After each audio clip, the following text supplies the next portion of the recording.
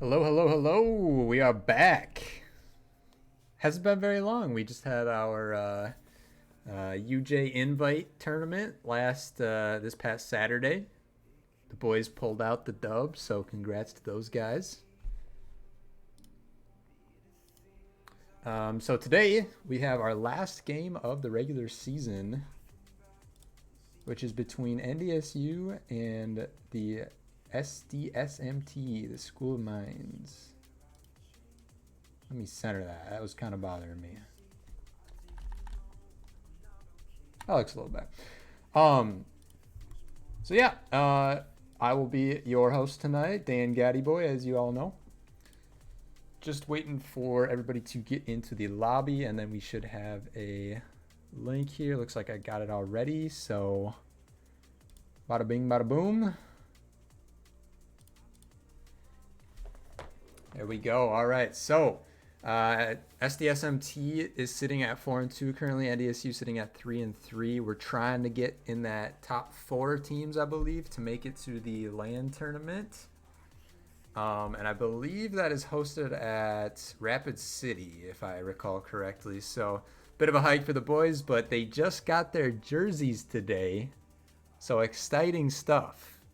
I got a picture from El Capitan, Mr. Braxton, Josh Peck, and they're looking pretty fresh. So I think there'll be an opportunity for people to potentially get their own custom NDSU League Legends jerseys next semester, which I think would be sweet. I know I'm going to get one. Get your name on it and everything. But yeah, we're looking for a dub tonight. It'd be a really big win for us because if we win this, I think we would technically be tied with them in record, and then we'd have the tiebreaker since we beat them. So this is a big night for NDSU. Boys hoping for a good night, keeping those mechanics fresh. Looks like the draft has begun now. So SDSMT, quick ban on the Morgana there, and they must be looking to play some mobile champions. So don't want to play against that. The Jin in return. Jin finding his way into the meta a little bit with some nerfs to other champions and some of the changes to the bot lane meta. But I would expect that is more of a comfort pick ban than anything else. SDSMT maybe looking to focus more bans towards the bot side, but they are just going to take away that one-trick pony sort of. I don't want to call him a one-trick pony, but we all know it's Stormstar's best champion on the Azir, so that one's getting taken away. And NDSU responds with a Cassio ban. So Cassio definitely one of those kind of 1v9 champions that can take over your game if she gets ahead. Heck, she doesn't even have to get ahead. I mean, she could just scale up with Rod of Ages and do work. So Kate Morgana, not going to be an option here as both of them get banned away.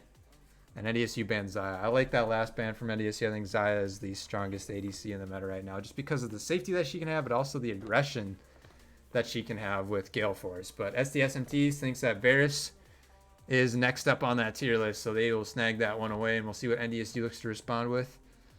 We've been seeing a lot of jungle picks early from NDSU, but I would almost surely expect them to pick their bot lane. Maybe they want to wait on what SDSMT picks for their support, but yeah, so that is probably what they're going to go with here. So they're going to grab Sejuani for fresh cut in the jungle, and then probably pick up an ADC into the Varus here. We'll see.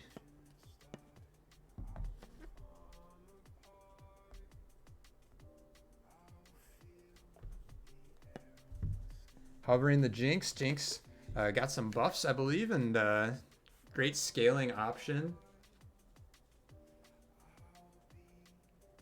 And that is going to be locked in. We saw Razzle Dazzler have a pretty good game on the Jinx on Saturday, so looking to repeat that performance here tonight.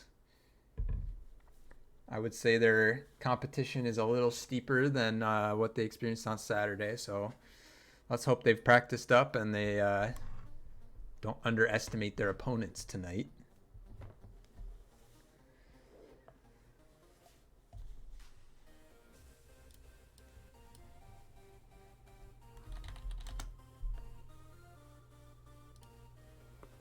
School of Mine's going to grab the J4, another great, reliable jungler, and the Swain to go with it. So I would expect that Swain is going in the mid lane. Shout out to you, Swainy Waney Uwu, if you're in the chat.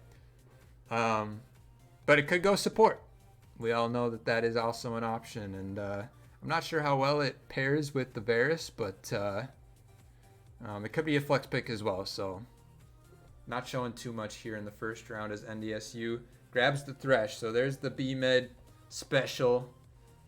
Also had a great game on the Thresh on Saturday. It seemed like he was hitting hooks every single time that we panned over to bot lane. So good security for the Jinx as well with the lanterns. As we head into the second phase of bans here, NDSU. On the clock, 3 seconds left. There you are. There you are, Ed. We've got a Swain in the game for you. Jax gets banned away. That champion can be an absolute menace in the top lane. Just a split push monster. The Shen gets banned away from Josh Peck. He hasn't been able to play that champion at all. We need you to play varsity then, Ed. You know, that's what we really needed. Then we'd get the Swain every game, right? Last ban coming in from NDSU could be another top laner, but they do opt for the Orianna to take away that Wombo combo potential of the School Mines. And, you know, they're expecting that maybe that Swain is still being flexed. I think they're expecting it bot lane, just based on the Orianna ban. And I would expect School Mines to maybe ban out the Ornn next. From Josh Peck. And there it is. Gosh, I'm so smart, guys. You know, big brain in the chat. Come on now. It's almost like every team bans like the same champions against us.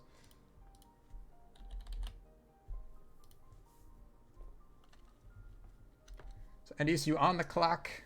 They've got to lock in their mid laner, so it is going to be Syndra. I think Syndra is a fairly good blind pick. There are definitely still some matchups that she struggles in, but overall, I think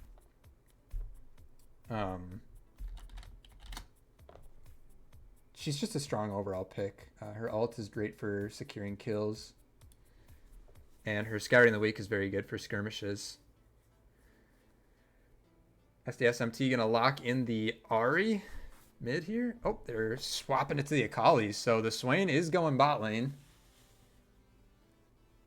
as NDSU expected. So that means Akali in the mid lane, and this should be a spicy one. Definitely be a bit of a skill matchup to see if Stormstars can combat the engage of Akali. And last up is the top laner for SDSMT. It's going to be the Malphite, so adding to that Wombo. So what's interesting with their comp is they do have a lot of AoE damage, like from Swain if he's going full damage, but he is still going to be the support. Meanwhile, this J4 Malphite combo is going to be very tough for the non-mobile champions of NDSU. You know, they don't have a lot of mobility on the Jinx or the Syndra, so if a J4 ult gets down on one of them, they're going to be in trouble unless B Maduna is there to save them with the Lantern. And the Camille there, top lane. So a lot of true damage going to be coming in for Josh Peck. Great to see him on a carry again. He was playing out of his mind on Saturday, and he's going to need to play at that level tonight if NDSU wants to pull out the dubs. Reminder, this is a best of 3, and this is our last week of CCL. So it's do or die here for NDSU. Go ahead and put your predictions in the chat there. We started it up.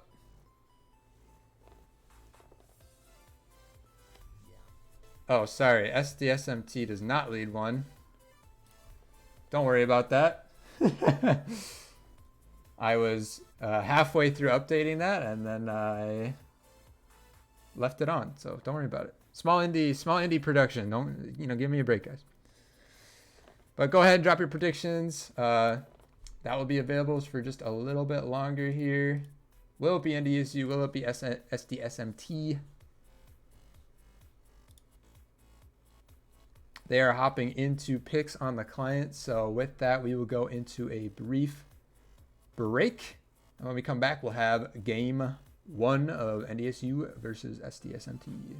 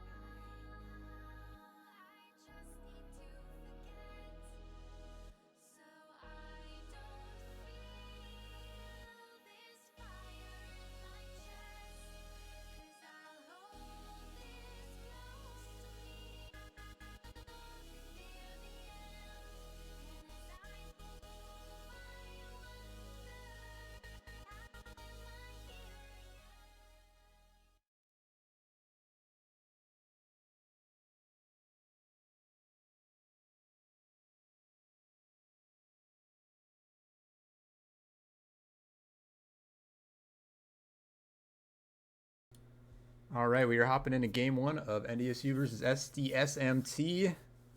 Reminder, this is a do or die matchup for NDSU. They win, I believe they go to the LAN. If they lose, they will not. So, big match here. It's going to mean a lot for both teams. And only time will tell who will come out victorious. It looks like we had a lot of wagers on SDSMT for the first game. And they do have the wombo combo of the J4 ult with the Malphite ult. Swain on top, so NDSU 5 stacking into the top side here. They may run into the J4 Varus and Malphite, and they are going to keep going here. 2 wards dropped by SDSMT. NDSU not able to get either of those, but you could call that a slight advantage already to NDSU. A little bit more vision control, but ultimately nothing will happen there. I would expect SDSMT to have more control in the bot lane early game, just with the Swain. I was kind of fishing for an E, and Varus damage is always a little scarier than you think with those empowered Qs. Razzle Dazzler on this Jinx, you know, like we saw him on Saturday. He can definitely play to high potential. It'll just be a matter of if that is the case. Now, they do know that J4 is starting on blue buff. They have that warded out. So NDSU should expect some funny business in the bot lane from SDSMT. They are waiting in that bush. So we'll just see if NDSU kind of spots this one out and plays carefully in this level 1. School Mines will definitely be looking to get an early advantage with this Varus pick and keep this Jinx down. They should know this is happening, but they do just kind of walk up. Ultimately, not really a lot of damage. Just the EQ, or just the E from both champions, actually. Go grab my water. I'll be right back.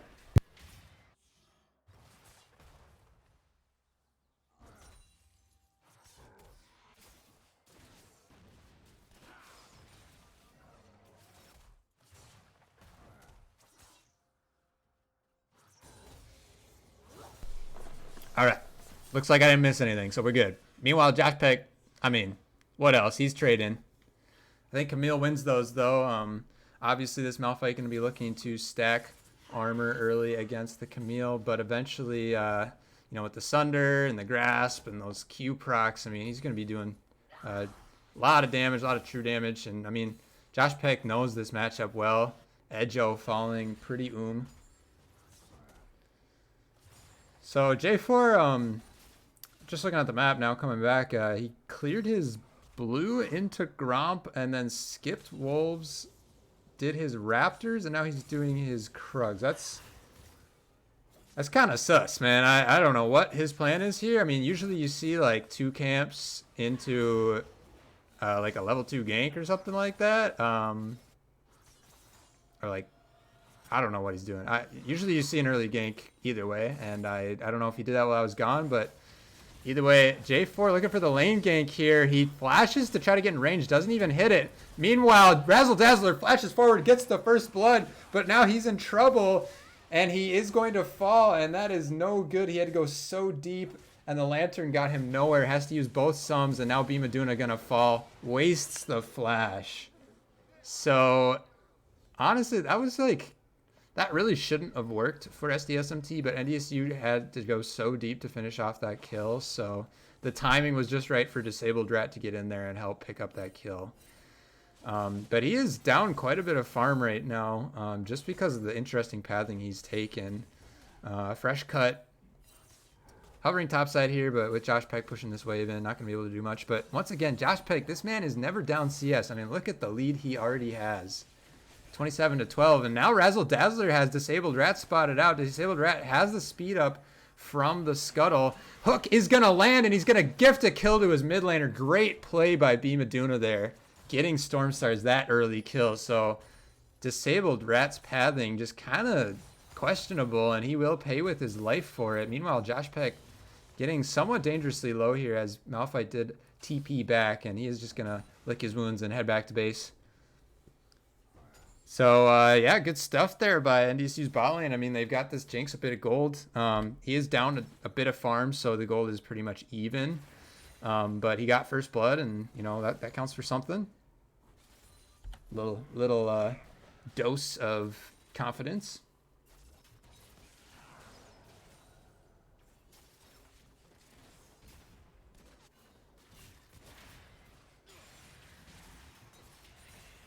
Swing gonna land a combo on the B-Med there. Razzle Dazzler getting real close there. Eating that arrow from Varus, and Beamaduna eats another E, so Ultra Bug on this Swain looking pretty comfortable hitting those abilities. And J4, you know, even though he's not down a ton of farm, I mean, I don't think he's cleared his red buff yet. And that's not what you want to see. I mean, you want to get those camps continuing to level up, and you want to clear them out efficiently. And J4 is an efficient clear. You want to be as efficient as possible early game on him, just because he is very powerful. And I mean, this guy still hasn't cleared his red buff. I don't know what's going on. He's pinging towards mid. Gonna clear this out.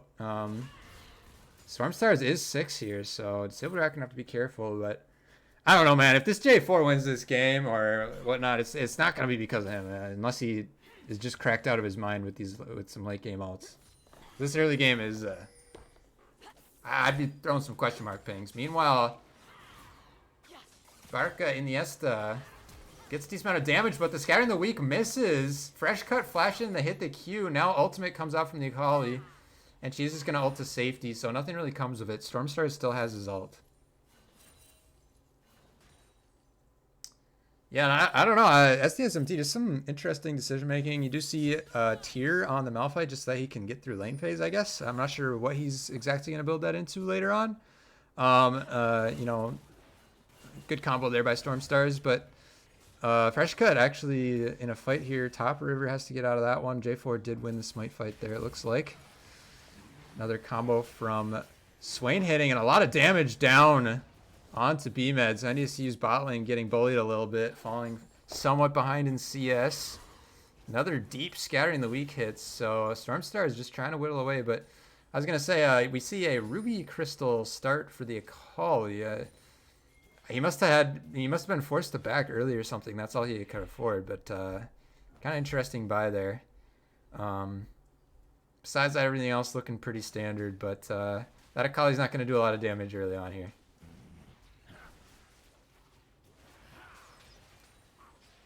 And despite J4's interesting pathing, you know, has he taken his first red yet? I swear that is still up. I swear that's the first red buff.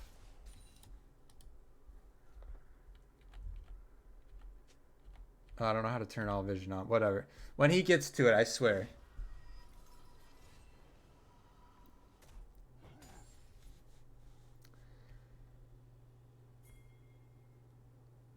So with that, NDSU, you know, they are down about 400 gold. That's about it. But NDSU bot lane moving over to Dragon. Meanwhile, J4 looking for a potential gank top lane here. But Josh Pick does have his flash and his ult. I really don't think they can do anything here. And J4 just top lane with Dragon up. I mean, that's a free Dragon for NDSU. They're going to look to trade it for Herald. So yeah, J4 and Malphite will start up Herald topside, but I think NDSU's happy to start stacking drags early, especially with their comp. You know, they do scale pretty well with this Syndra and this Jinx. And I mean, with the early lead that Josh Peck has top lane, even if it is just small, I think just his wave management and how he's been able to play out these lanes ever since Saturday, you know, I trust that he's going to be a menace in the late game as well. And yeah, whenever J4 gets over to that red buff, we will check that level. I don't know how to toggle a full vision. I don't really want to mess with it too much, unless somebody knows it off the top of their head. Meanwhile, J4 is going to do a little bit of counter jungling on Fresh Cuts Raptors. And who knows, maybe he'll finish Fresh Cuts red before he finishes his own red ever. Meanwhile, Barca Iniesta going in with the ult, not really getting a lot of damage down. Now has dove under tower. Stormstars just pops the ult and kills the Akali like no problem. Now Freshcut is here with ult. Mointment has gotten out with flash, but now the CC from Freshcut is there, but this Swain is draining Freshcut and he dies. And NDSU just the bot lane could not get in range at all. And honestly, when Ultra Bug pops that ult, you do not want to be sitting in that thing. You want to wait it out and re-engage later. And there was a clear miscommunication between Freshcut and his bot lane. And now J4 popping Rift Herald. TP has to come in from Stormstars, who was mid lane, just to help take this down and deter a dive, as they were worried about that. I'm really not sure if the School of Mines could have pulled off a dive there, though. They didn't have J4 ult. They didn't really have Sums or ult on Swain or Varus, so kind of interesting decision making there.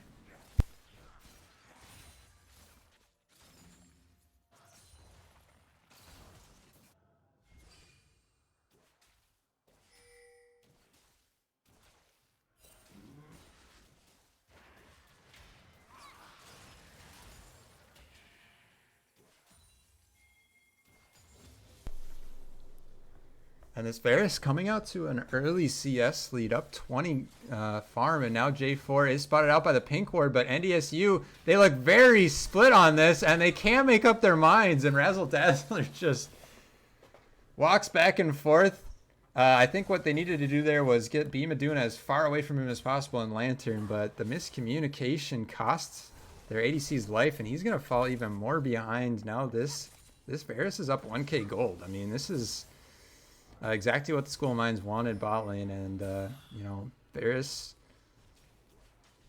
picks up all 5 plates as well off of the Rift Herald that they popped there. So 1k gold lead in the jungle for the School of Mines, 1k 1.5 almost ADC. So this is NDSU's first gold deficit in a while, since they didn't really have any on Saturday. Now Stormstar is getting engaged on, and he is stuck between a rock and a hard place. Rock solid, that is. Gets ulted, and he is just going to get finished off by Barca Iniesta. So kill going over to the School of Mines. Now Ultrabug getting caught out. Great hook by B Maduna, but Ultrabug has his ult, and I don't know if NDSU can finish the kill here. We'll see. And the blast cone just not the direction he wanted, and Jinx Rocket will finish that one off. So great catch there by NDSU's bot lane. But now Josh Peck playing too aggressive. He gets instantly J4 ulted and has to flash out. Disabled Rat matches with the flash, and his EQ combo should be up fairly soon here. And he messes it up. Oh my gosh, dude. This J4 is blowing my mind. Oh, what was that? I don't know if he meant to do that or what, but they're not gonna be able to finish that kill off. Meanwhile, B Maduna looking for a great play here. No flash on this Varus. This should be a kill. The Glacial Prison came in, but the kill unfortunately goes over to the Sejuani, so Stormstar's not able to cash in on that. But great support jungle synergy, just roaming mid lane and picking that kill up. So NDSU showing signs of life, and the gold has come close once again as they set up for Dragon number 2. And J4 is on the top side of the map right now. Guys, that red buff's still up to bot lane, I swear. Is that still the same red I'm thinking of? I have never seen this in my life. This is a buff. This isn't just like Krugs or something. J4 onto his Raptors now. Okay, there's full vision. This red buff is level 1. Oh my gosh, guys. This red buff is level 1. I'm losing my mind. I don't even know what to say. This J4 should be permabanned from CCL. This is absolutely criminal. And NDSU, they've gotten pushed off of this dragon as well. So SDSMT not starting it up, though. I'm not sure why that is. They have Swain ult. I mean, I honestly think SDSMT has the advantage here. I mean, they have the team fight comp and everything. Josh Peck trading with Edjo, but you see Edjo's got armor now with those plated steel caps, but Josh Peck still does a decent amount of damage. Got that Sunder finish now. Leandries has been finished on Syndra, and Josh Peck, he knows that he can go in on this. The ult keeps Edjo in place, and very well played by Josh Peck. That is a solo kill. Edjo not respecting the Camille damage with that Sunder finished. And School of Mines still has not started up Dragon. We do see Fresh Cut up towards top side, and he's just going to keep pathing up there. So it looks like NDSU is maybe giving this away. And they are. So they are going to trade Rift Herald this time around. Oh, and praise the Lord. The J4 took red. So there we go, lads. It only took them 15 minutes.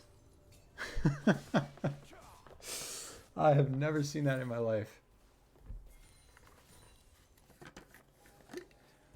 And he still has a farm and XP lead. That is crazy to me. Now, NDSU, they might be a little late to this.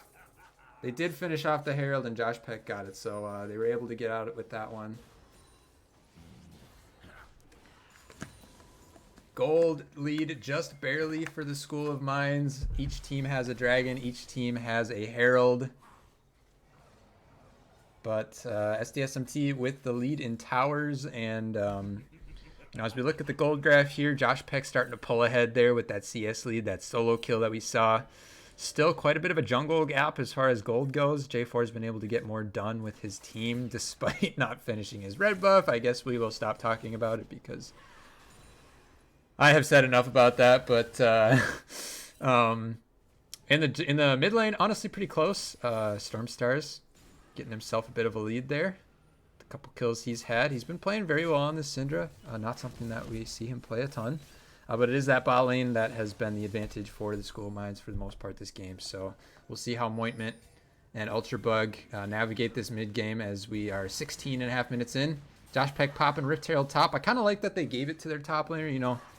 Let him push that lead and let Fresh Cut be with the rest of the team. And now we are kind of moving into a 1-3-1 for NDSU. Syndra matching into the Malphite, who has no MR. So I would expect that Fresh Cut can do a decent amount of damage on Edjo here. No neutral objectives available right now. So both teams just kind of looking to farm. NDSU now has evened it out in towers.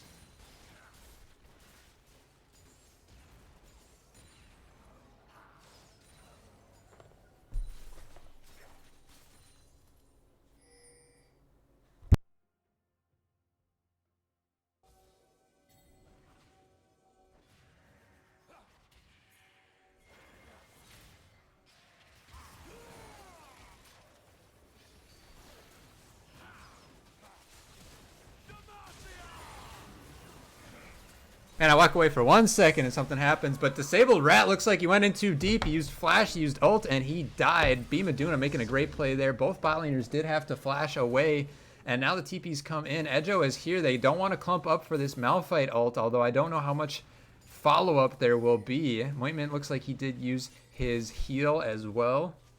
Both top laners TP'd in, but no more action to be had in the mid lane.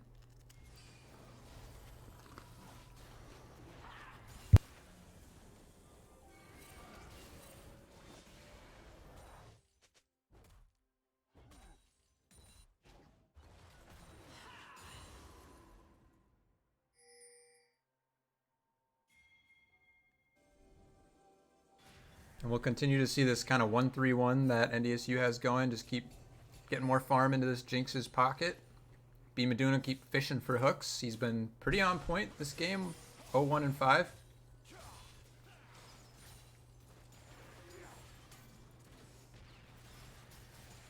We do see Fresh Cut hovering bot lane. You know, Disabled Rat has been fairly aggressive on this J4. Would not surprise me if he thinks that he can take a fight with Josh Peck, even though he's down 2 levels on him.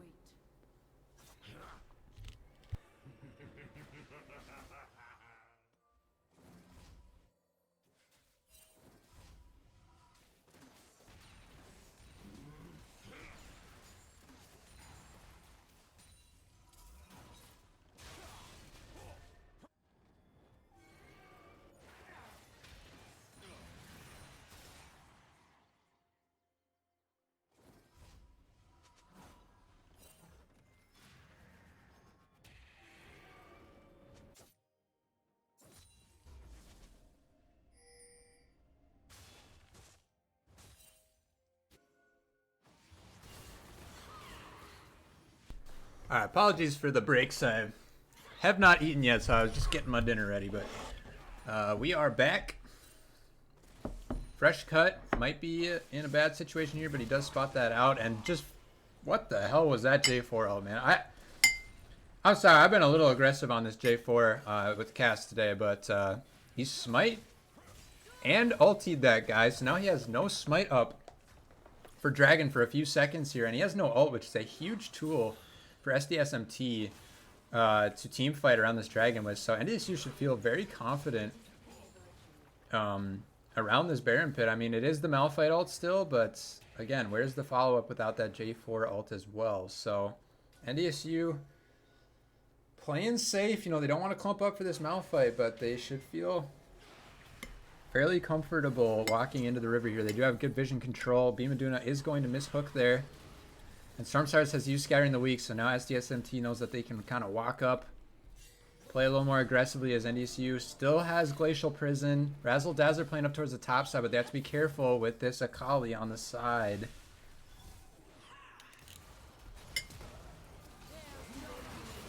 Flash coming out from Stormstars away from Edjo. The ult only hit on Razzle Dazzler. Meanwhile, Ultra Bug is just melting NDSU. Josh Peck doesn't have the damage. He's 1v4.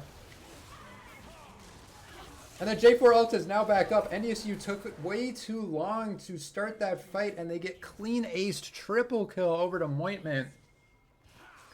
And NDSU just playing it too safe. I mean, Josh Peck so far ahead, he could have easily started an engage on Mointment and one-shot him. I genuinely think that. But instead, they wait, they clump up their carries, and the Malphite takes advantage of that opportunity. So they don't even care about Dragon. They go straight over to Baron buff.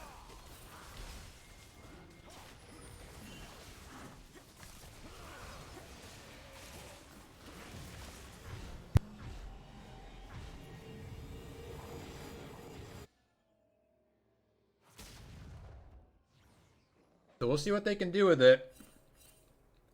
They have about a 4K gold lead, but NDSU should be able to pick up their second Dragon of the game. So School of Mines figured Baron's probably more valuable to them, so I would agree with them. But we'll see if they are able to execute on utilizing the buff to its fullest potential.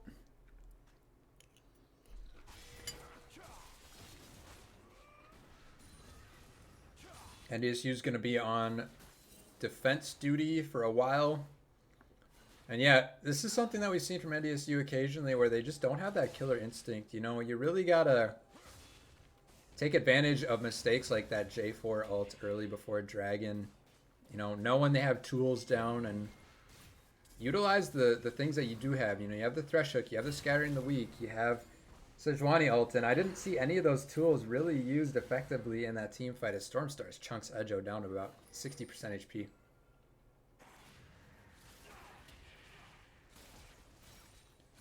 But I really don't know how much School of Mines is really going to get done with this Baron. I mean, they're not grouping up or anything, as Edjo just gets blown up by Stormstars. Solo kill over to the Syndra. And Edjo just not respecting NDSU's solo laners. I mean, just kind of walking up thinking he's untouchable as Malphite, but you got no MR, bro. You got a Sheen. Josh Peck might be in a bad situation here. Disabled Rat ults him and does stop his hook shot there, but now the ult comes down. Barco stuck under tower, and Josh Peck picks up a kill 1v2. He might want more, but he is just going to take that. And that ulti on the Camille was perfect. Kept Barca in Iniesta under tower just long enough to finish him off. And I don't know if the Camille's the one you really want to be focusing on. Meanwhile, Josh Peck getting engaged on, but that shield is massive. Fresh Cut has ult. He could use it here, but he does opt to just hold on to it. Josh Peck now 3-1 on this Camille.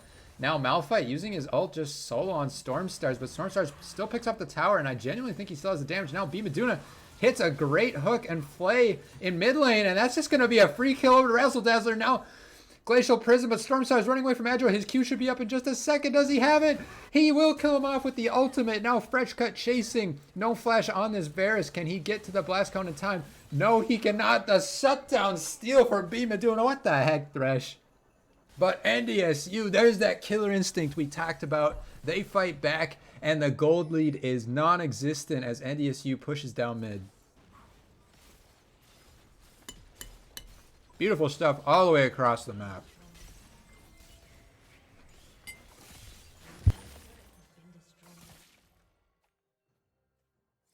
And I genuinely feel like NDSU's mechanics are just better. Like, I just feel like our players are better, but their comp is definitely harder to execute than the School of Mines. So they really do have to be aggressive and find opportunities like they just did across the map to win this game.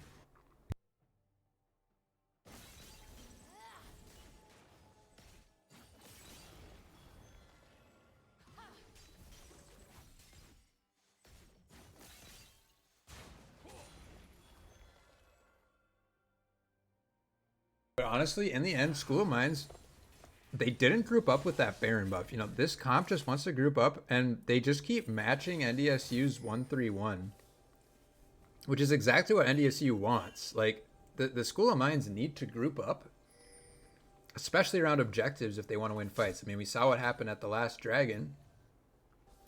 But them going for that Baron, like, honestly, they just got mid tower, which they probably could have gotten anyways. And they didn't really get anything else out of it because they all died because they were all spread out. So NDSU getting that Dragon in response for Baron actually ended up being a pretty good trade because now they only need 2 more Dragons to soul. But Dragon, next one spawning in 50 seconds here, Infernal Soul. And I'm sure the School Mines would love to have that Infernal Soul on this comp of theirs, but that will require another good team fight from them to pick up the next few.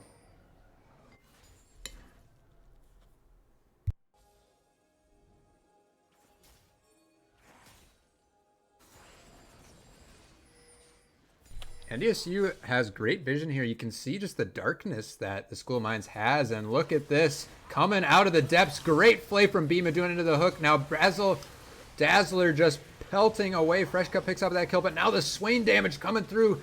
Several members have to flash away. And they are just going to have to blast coming out of that. So it's support for jungle. I think NDSU will take that trade. Now flash forward. A missed Glacial Prison from Fresh Cut. And NDSU looking a little discombobulated. Gotta pull things together here. There is no jungler on the side of the School of Mines. There's no Akali ult, no Akali flash, no Swain ult. What can NDSU do? Great scattering the weak, but the combo is not quite there to finish off Ultra Bug. The Malphite ult comes through, but where's the follow-up damage? Here comes the Akali. She does shut down Storm Stars, and now Fresh Cut went too deep. And Edjo is solo. Razzle Dazzler trying to get the DPS out, but he doesn't get excited. The kill doesn't go, and he threw the rocket too late. And another double kill goes over to Mointment. If Razzle Dazzler had thrown that ult right away, he would have gotten excited and potentially had a Danny moment there, but that is not the case, and NDSU once again falters in these team fights, man. Oh, that is winnable. Just a little bit too much miscommunication. I see a lot of uncertainty, especially from Razzle Dazzler. I mean, kind of seems like he's playing almost too safe. He's not willing to get that DPS out. 4 members of NDSU are dead right now, and this Baron is just melting. I mean, Ginsu's Rageblade on Mointment gonna make that real easy, and NDSU gives up Baron number 2 off of another failed team fight around Dragon.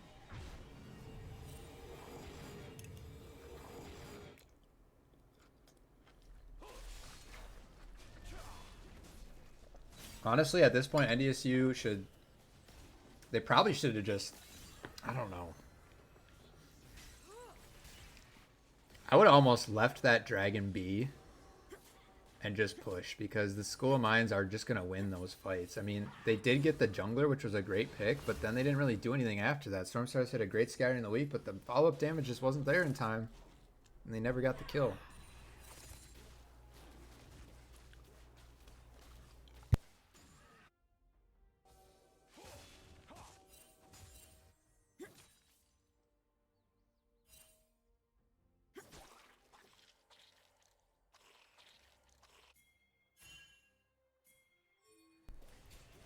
So on that fight, the School of Mines got both Dragon and Baron. And I'd really like to see NDSU just play to what their strength is, and that is the split push from Josh Peck. Don't feel like you need to group up, you know. Dragon Soul is not here yet. You can give another dragon, as much as that sucks to say. Like,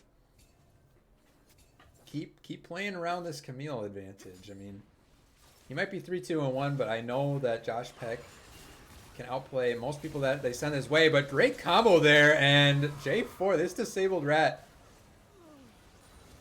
I could make a joke right now, but I'm not going to. But anyway, not playing the best, not making the best decisions.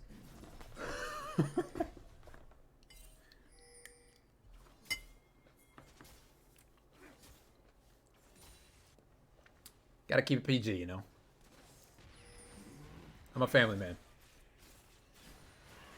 Even doing Stormstars almost hit Scattering the Weak over the wall. I love them fishing for those. They need to keep that up, and they've done a really good job so far actually following up on some of these pick plays. So just gotta keep doing that. But School of Mines just kind of, they've had plenty of opportunities to put this game away, and it feels like both teams just kind of throwing here and there, and it'll eventually just come down to who messes up late enough where the death timers are long enough to just end the game. And this Malphite Edjo, so much armor. This guy's 152 armor, or sorry, 448 armor. Just insane. So it's really hard for Josh Peck to really have any kill pressure on this Malphite.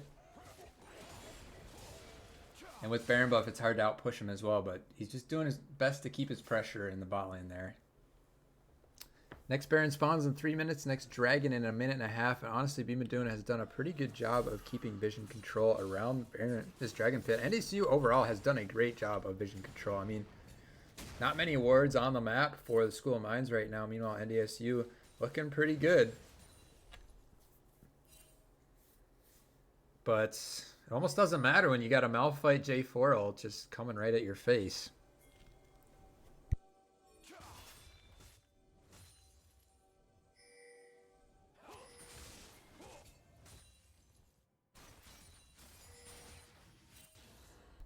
But with Prio mid, School of Mines walking into the river, and NDSU's not going to defend their vision, so all that work that Bimaduna put in kind of going to waste now.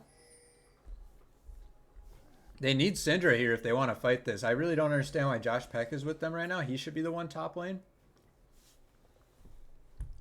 But the reality is that he's bot where Dragon is. I would have liked to see him top, but Stormstars does still have TP if a fight breaks out.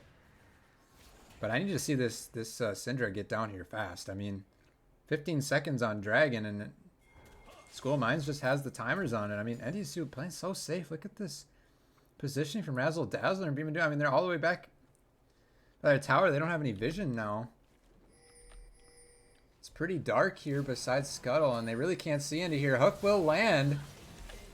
Edjo hits ult onto 2, but it's the front line of NDSU, and now Edjo getting melted by the damage from Stormstars. Great Scattering the Weak comes through, and the Glacial Prison comes down onto J4. He gets blown up, and now Jinx is excited. This could be good for NDSU. Razzle Dazzler needs to get his DPS out. That's a double kill. That's a triple kill. Can it be the Penta? No. Fresh Cut picks up that kill, but NDSU finally wins a team fight because they engaged first. Great job by Bimaduna to hit that hook, and so much damage coming in from Stormstars now with 3 items. He is melting this Malphite. Malphite finally, he finished his Force of Nature now. But, I mean, this Syndra, once he gets a Void Staff eventually, it's not going to matter.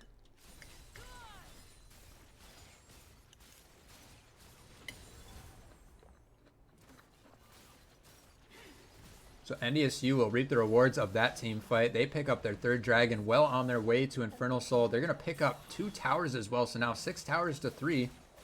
And Baron is spawning in 30 seconds. NDSU needs to get their reset in and then head over. Razzle Dazzler sitting on almost 3k. He needs to get his back in right now. And we've seen this problem from him before. He gets greedy, doesn't get his reset in time, and he might be in trouble here if he does not just back. He's going to go for the red buff first. I hate this. If you're on ADC and you're going to reset and then take the red buff so you have it longer. Don't take the red buff and then back, because now, I mean, he's still on the map farming. Razzle Dazzler, take it back, man. You got 3K gold. And that means that the School of Mines is just going to walk into the river and get control, and they might as well just start up the Baron. I hate this from NDSU. You had control, but Razzle Dazzler greeds out and just farms the entire jungle. Sure, you got your Bloodthirster, but that doesn't mean shit, man. You just gave over Baron. God darn it, man. That is... NDSU, there's no reason that should ever go over to them for free. And they have just been one step behind on these calls, and the School of Mines, honestly, good job recognizing that.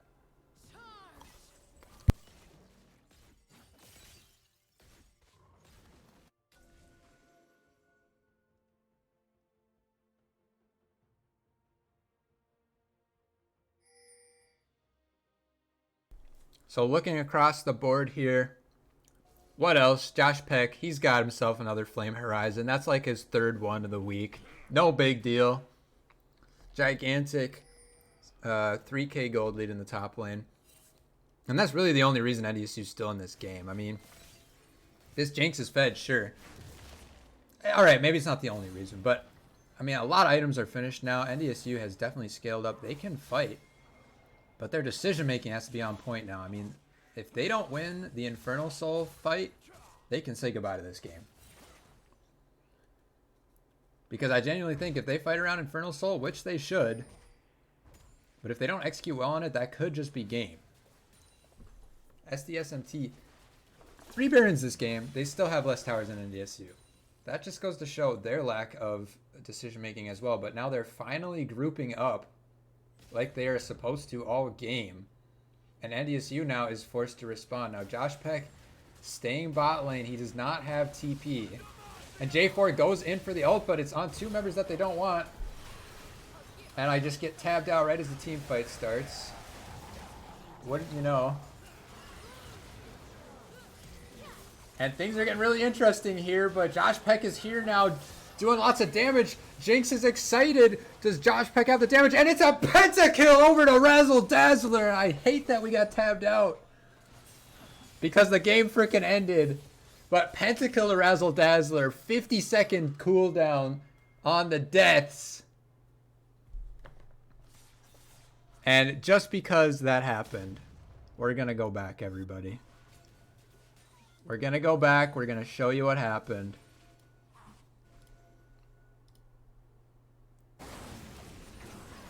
Let me go back. Let me go back. Hold on. Hold on. All right, here we go. Here's the fight. J4 goes in, but the front line from NDSU, I mean, he only got the ult onto the Thresh and the Sejuani, so NDSU's backline does so much damage, and finally Razzle Dazzler on 4 items just absolutely melts SDSMT. And the Penta over to Razzle Dazzler to cap it off. So just great stuff. NDSU, they scaled up, and honestly, despite the team comp of the School of Mines, they did not play that game well at all from a macro standpoint. Let's not forget the red buff that sat there at level 1 forever. And great stuff. Great stuff from NDSU. We all know what happens next. They close this one out. So we will leave this game and soon be heading into the next one, I'm sure.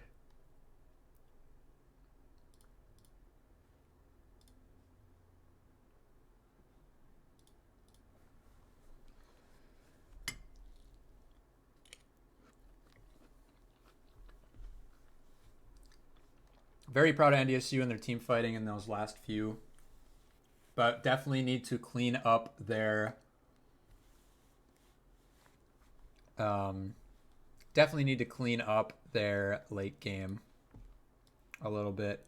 I wish I had seen damage charts. I'm sorry, I totally left. But yes, NDSU takes game 1. They closed it out. I got tabbed out mid-final fight, so that was a little frustrating.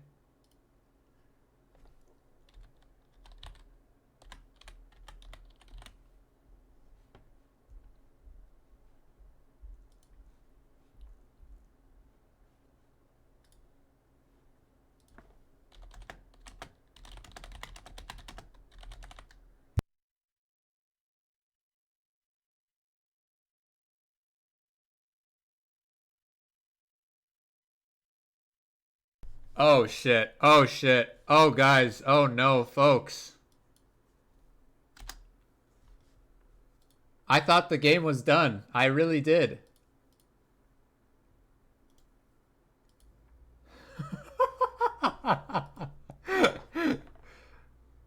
I really thought it was done, guys.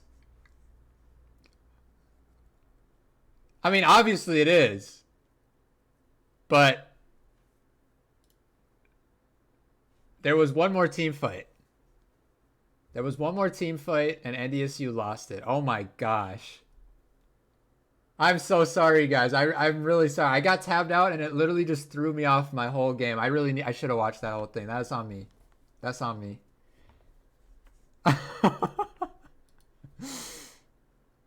I wish I could go back and watch it, man.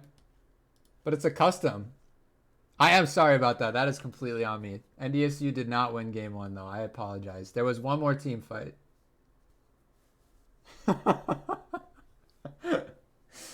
Oh my gosh.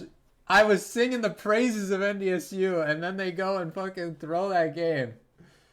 Oh my gosh. I'm so embarrassed. I can't believe I got ahead of myself. I feel terrible. Maybe we didn't want to see it though, you know? But whoever bet on SDSMT, congrats. Yeah, you know, how dare I assume that we win that game after a pentakill, but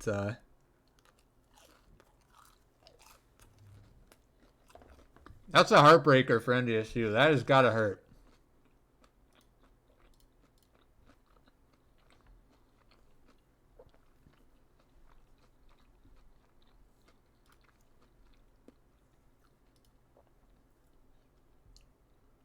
Yeah, I just faked you guys out. You know, it's an early April Fool's joke. I'm only a couple weeks early.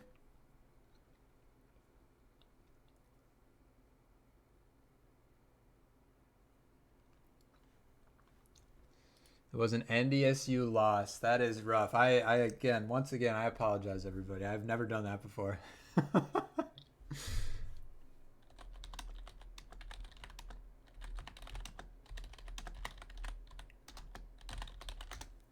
I can only imagine the virus popped off or something.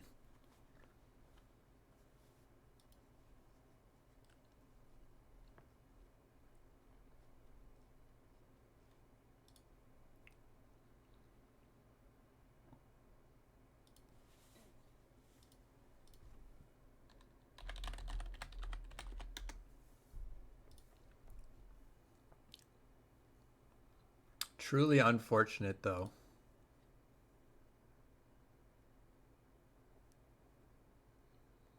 Yeah, honestly, I really didn't think that SDSMT was doing anything special that game. They honestly made a lot of bad macro decisions, so I genuinely felt like NDSU had the upper hand, especially as they scaled up, but that was not the case, I guess, and they do unfortunately fall to SDSMT in game one, so you know, NDSU, I'm sure their mental is kind of shattered right now, but they've got to rally and fight back. If anybody knows that website to check customs, I could go look at that. I don't remember how I can view those, or maybe someone could give me a screenshot.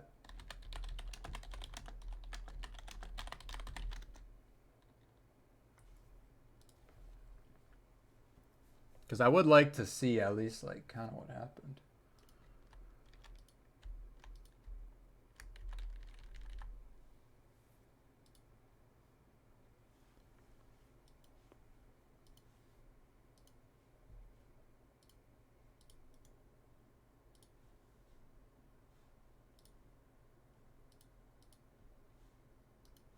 All right, I have an image of the damage charts. I don't have exact numbers, but it'll at least give you a decent breakdown. 1 second while I pull that up.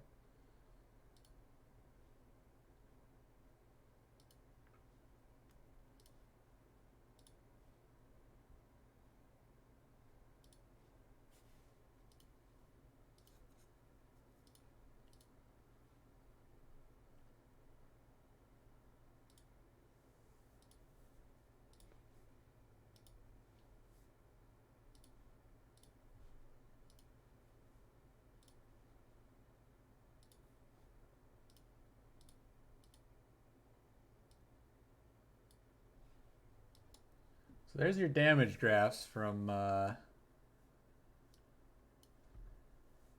game one there. Syndra, honestly, Storm Stars did a lot of work that game. He was kind of melting that Null fight. But unfortunately, I think the Varus really was their saving grace, and Mointment on School Mines came out clutch, honestly. I think the Swain was also doing his job, but would have expected more from NDSU, honestly. I really would have thought they would have been able to finish that one out. But that is my bad. I had too much faith. Too much faith, and I paid for it.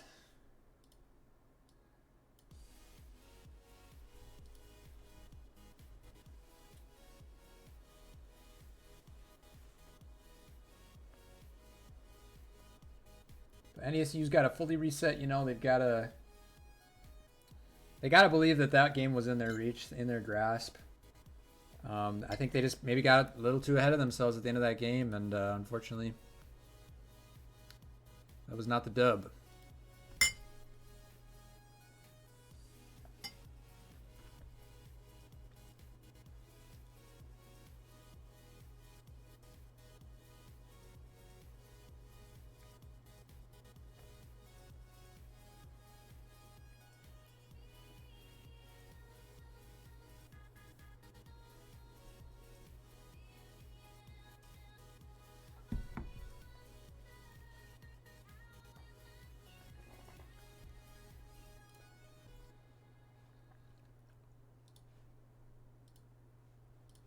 Oh, I also have the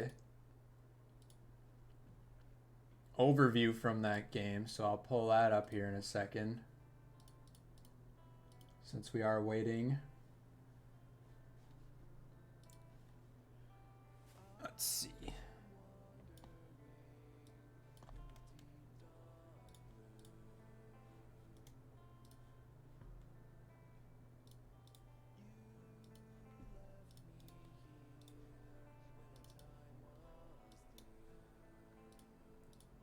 Here's your overview.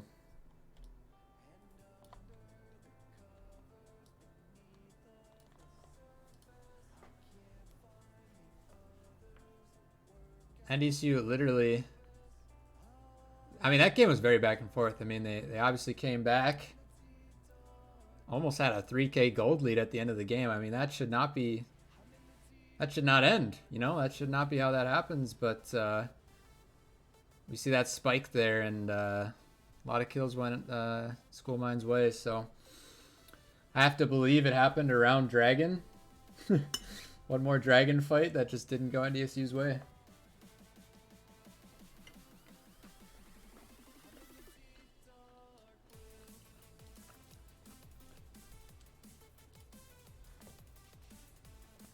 The draft has been going for a little bit now.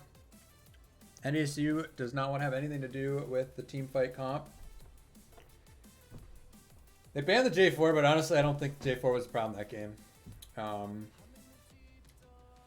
But they do get the Xayah this game, but the Caitlyn instantly responded with. That was something NDSU didn't really want to play against, so they're going to be stuck against that, and potentially a Lux comboed with it as well. And what I really need to see from NDSU this game is just more of that killer instinct, you know?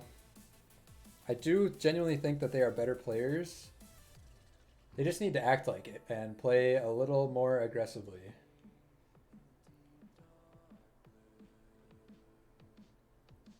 And there it is, the Lux Caitlyn combo. So we haven't really seen BMed play the Rakan at all.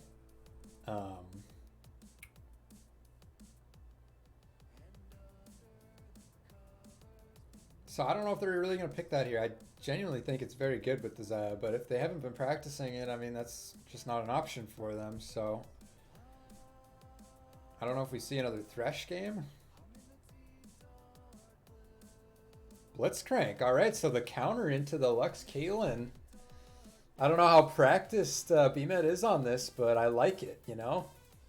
Go out guns blazing, and they pick up the Vi Comfort pick for Fresh Cut as well.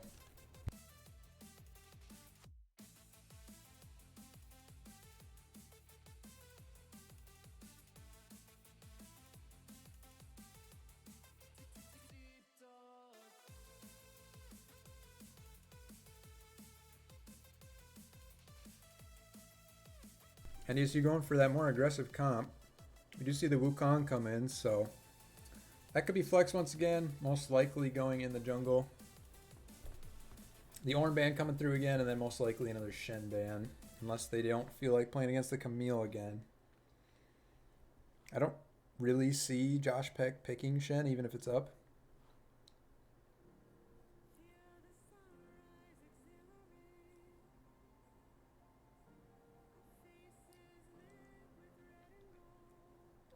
Banning out the Akali, and it is just going to be the Shen ban, so could be another Camille game. And then the Syndra actually banned away from SDSMT, so that Jax pick that NDSU banned away is up this time around.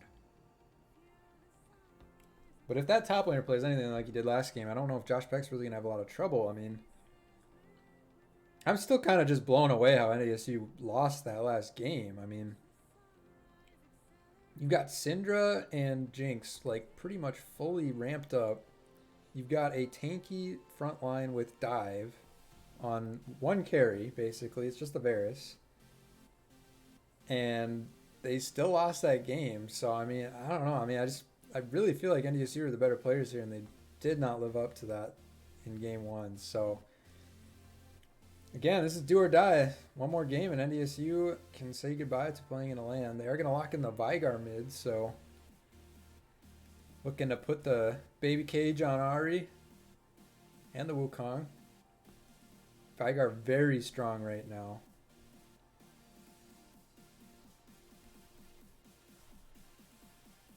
Take it from me, I got auto-filled mid the other day in ranked. Went like 14-4 on Vigar. I was just absolutely dumpstering people. Don't ask how the game ended. We lost. That's one thing I have in common with NDSU.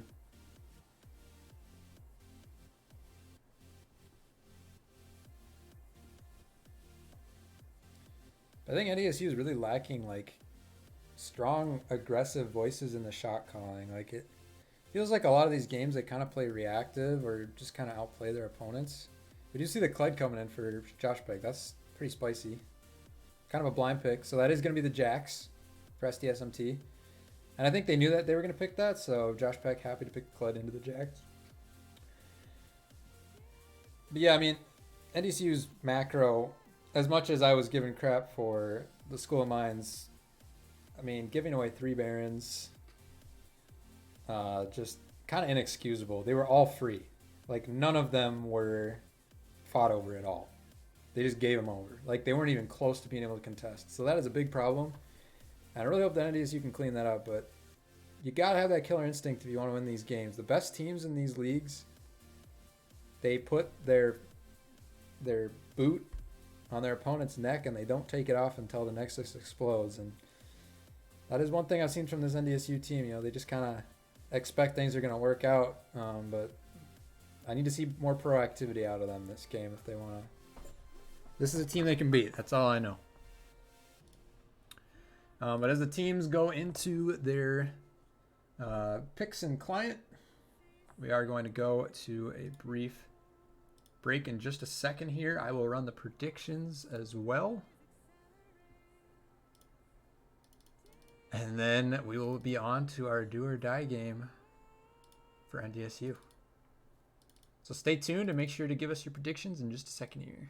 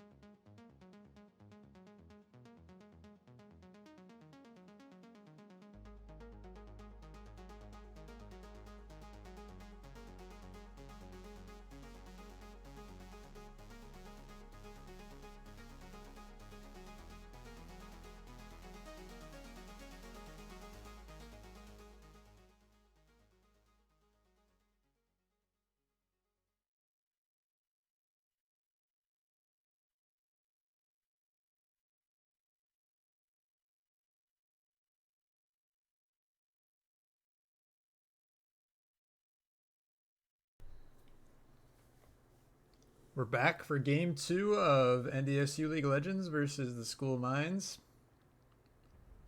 Tough first game for NDSU as we thought they escaped the jaws of defeat.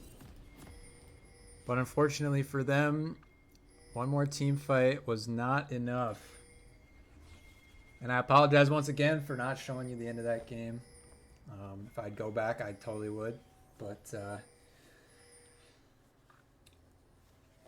we're on to game 2, and this is do or die for NDSU. They have a very aggressive team comp, hoping that they play a little more proactively this game as they send 5 members bot lane, but they're not going to run into anybody from SDSMT.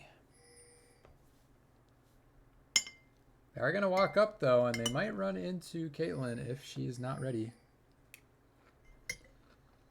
Blitz hook available. There it is. Flash not even necessary there. But Ignite comes down, and First Blood goes over to Stormstars. So Mointment caught sleeping at the wheel and pays for it. Good start by NDSU. I think the flash was a little unnecessary from Bimaduna, but NDSU means business. They're angry after the last game, and honestly, an angry NDSU is the exact kind of NDSU we want. Oh, and I didn't even look at the predictions, but we'll have to see who cashes out at the end here.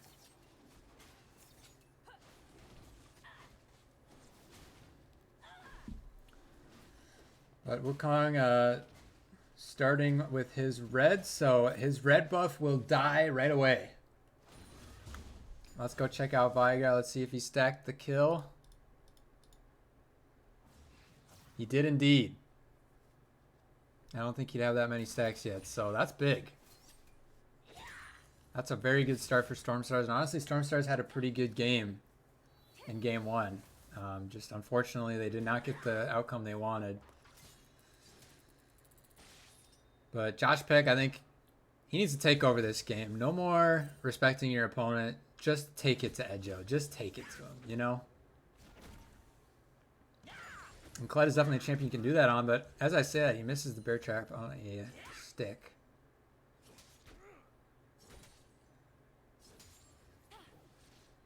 But NDSU has early push in the bot lane. You know, this Caitlyn does not have flash. So they should look to abuse that, as they did pick this Blitzcrank to counter the range and lack of mobility of SDSMT's bot lane. They have a good deep ward in the river. They have 2 wards to cover them playing aggressively as well. So NDSU covering their bases in this early game. And, you know, like we said, this game matters a lot. So they need to focus and they need to execute very well this game to prove why NDSU is the superior school. That's ultimately what this is all about.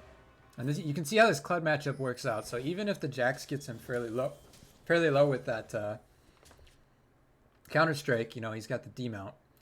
And NDSU actually noticed that Wukong is invading into their red side, and now the bot lane and Vigar are walking up. But bot lane stopped walking, and now Vigar is gonna have to face check it. And again, just, you know, it works out fine for NDSU, but just some of these little miscommunication things, I think Bimaduna totally could have kept walking there. So yeah, just missed opportunity. Maybe could have forced out a flash.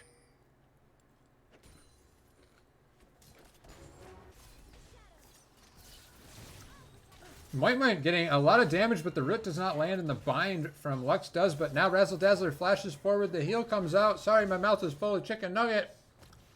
Razzle Dazzler getting autoed to death, and the flash auto from Ultra Big is enough Now the bind comes through. Is the damage there? No, it is not. Now Josh Peck, he's gonna fall. Ignite goes down. Flash from Edjo comes through. Fresh Cut misses the Q because he used it blindly. That means Edjo's probably gonna get out of this too. NDSU, come on, man. Right when I was saying everybody's good at mechanics, everybody's misplaying now. You're starting to see the mental effects of game 1 coming through here. In game 2.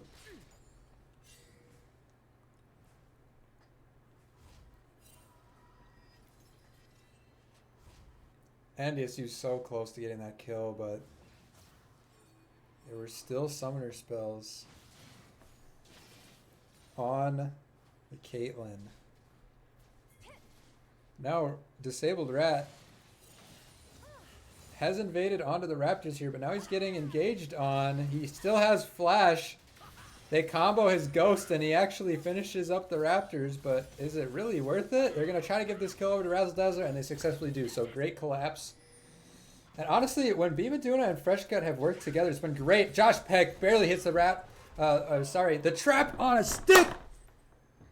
Even a level down through the Jack's help pops him under tower. Josh Peck, what a beautiful man you are.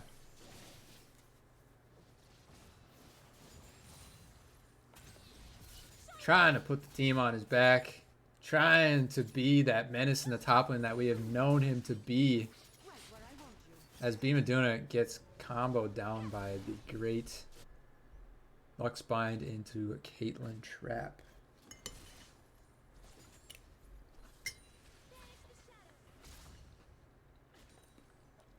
And I'm just going to be shameless this game. I'm not muting myself anyway. If you hear my mouth fall, I apologize, man. It's 10:30. I still got to finish my dinner.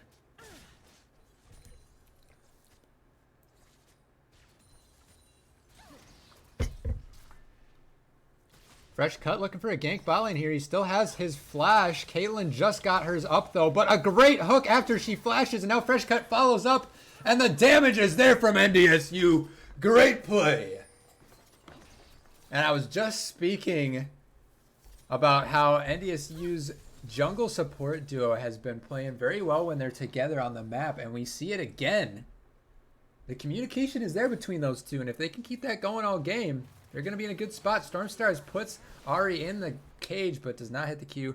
So no more further damage there. But NDSU, after that kill bot lane, going to pick up the dragon. Dragon number 1.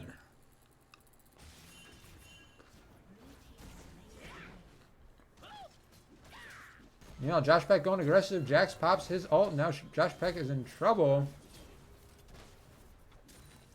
That auto attack almost gets him back to mount.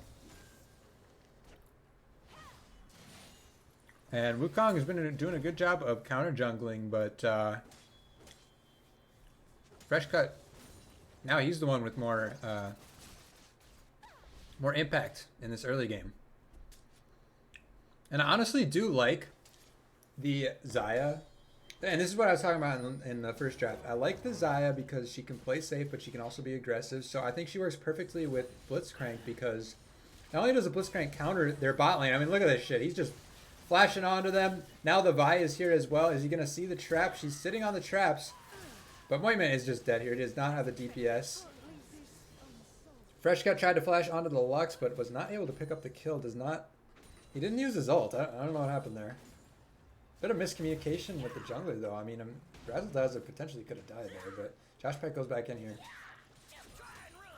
Bear Trap on a stick, hits, and the Ignite comes down. Another solo bolo over to Josh Peck. Beast Mode activated, just demolishing that tower as well. He's going to pick up 2 plates, but can he get out of here in time before Wukong comes to shut him down? And honestly, I mean, if Josh Peck remounts here, he could potentially outplay this. And I think Disabled Rat recognizes that and backs off. So Josh Peck, great job. Now Stormstars forces out the Ari ult, and Beamaduna barely misses that hook. And NDSU, they're out for blood this game, you know? They're angry. They're playing mad. They're playing aggressive. And that is exactly what they need to keep doing. They are up 2K gold. They've got to keep the pedal to the metal. Now, Herald did get picked up by Disabled Rat, so keep that in mind. But Razzle Dazzler trying to prove why he thinks he is the better ADC this game. Last game, means nothing to him. This is the one that matters. Now, you do see this Caitlyn Lux combo getting a lot of damage in as he misses the canyon. That's tough. They are going to have push kind of automatically, especially with Bimaduna roaming. But I was just talking about the Xayah and how I really like this game because the Blitzcrank counters the Lux Caitlyn combo, but it also likes to roam.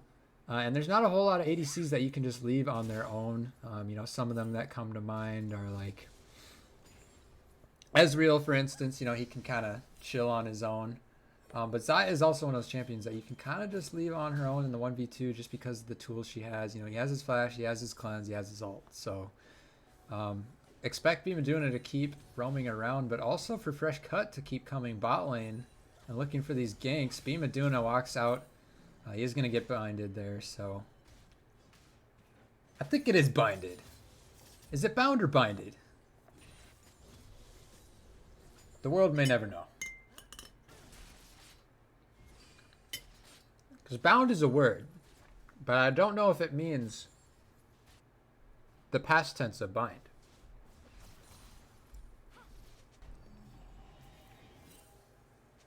Or the action of being binded. Now, Bimaduna is sitting on a ward. SDSMT has done a good job of warding out both of these bushes here. And Wukong is actually hovering bot side as well. So if they pull off a play here, this might be trouble. But the Hex Flash comes through and Moitman just gets one shot. Bimaduna, you are a beautiful man as well. Disabled Rat also going to fall surely here. Razzle Dazzle picks up the double kill. 5-1 on the side. This is why Xayah is so powerful. Razzle Dazzle putting on a clinic as Stormstars continues to trade with Barca, Iniesta, and he is out farming this mid laner as well. Farm lead for all of NDSU besides the jungle. Who gives a crap about jungle? It's not like it mattered last game anyways, right? NDSU coming out to a good 3k gold lead. Let's see, how do I look at this? Oh, hold on. I got it. Veigar has done 95 damage with Electrocute. Not the best value on that. Personally, I don't go Electrocute on Veigar. I don't think it's very good on him, personally, because you really... Unless you're like auto-Q autoing, but I don't think that I've seen Stormstars even really trying to go for that combo, so... I don't know. I like Airy. I like Comet, honestly. Comet's not bad on him. But Josh Peck, look at this man. 1k gold lead. What's new? Expect the Flame Horizon in another 10 minutes. But also bot lane.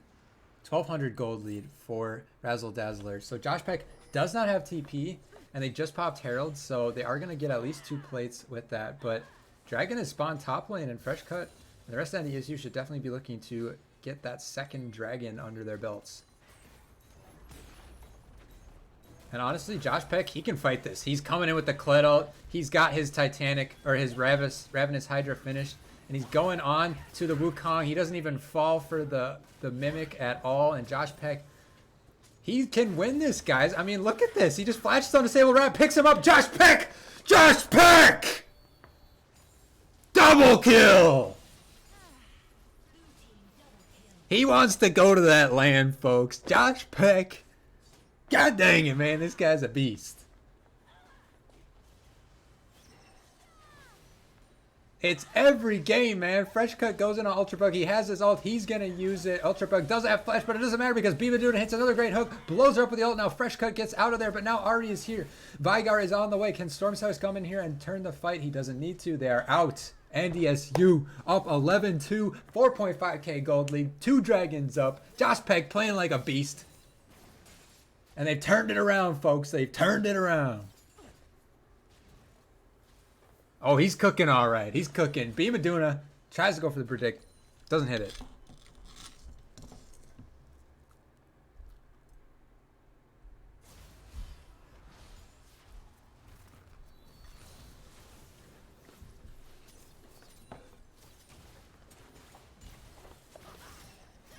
Another hook lands, but Wukong is bot now. Razzle Dazzler ults out. flashes. He cleanses out, but it's not enough. And now disabled Rat gonna pick up potentially a double kill, but Beam and Duna flashes out of that. Guys, why are you still bot? I swear, I see this way too much from NDSU's bot lane, you know? They make a great play, and then they don't just reset, man. Like, sometimes you gotta just reset and accept that your wave is gonna be in a bad spot. And yeah, I'm not even sure what the cleanse was for. I think, you know, I don't know if it was like for burn damage from the Wukong from the Wukong smiting him, but I don't even know if that's a thing, you know? Like, seems like a panic cleanse to me.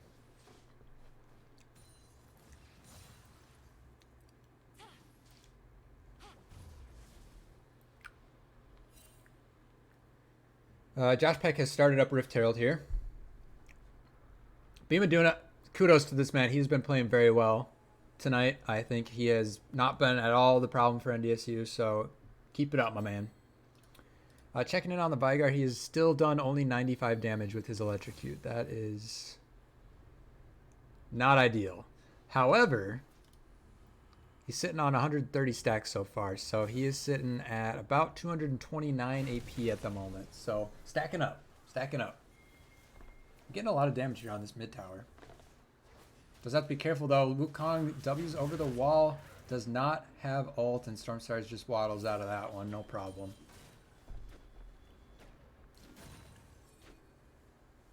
Barca Iniesta on this Ari, you know, I would have expected maybe to see some roams or whatnot, but I think Stormstars has been keeping him pushed in pretty well.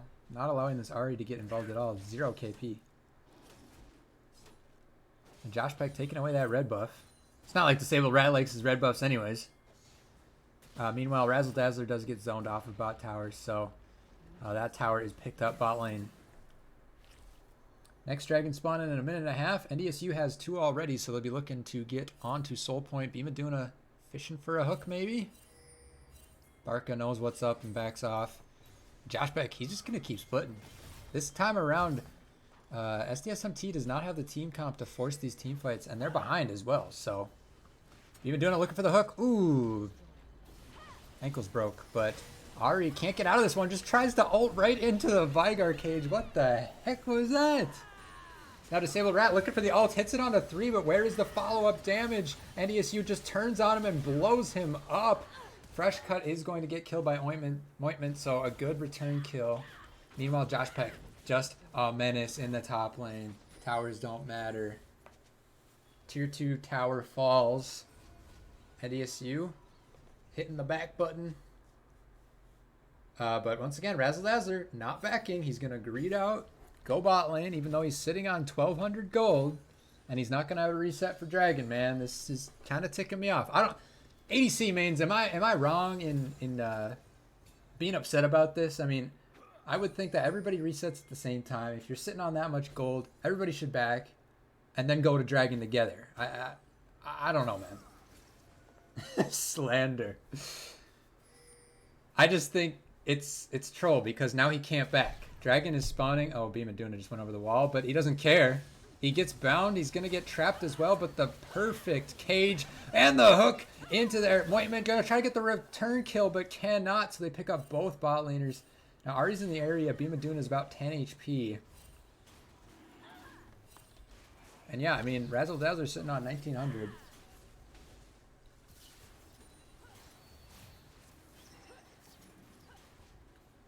Okay, yeah. AEC mains are monkeys. Thank you. You know, fellow jungler over here, Crocodile. Yes. I can agree with that. So NDSU picks up their 3rd dragon uncontested. They are on Soul Point at 18.5 minutes already. This is going very well for them.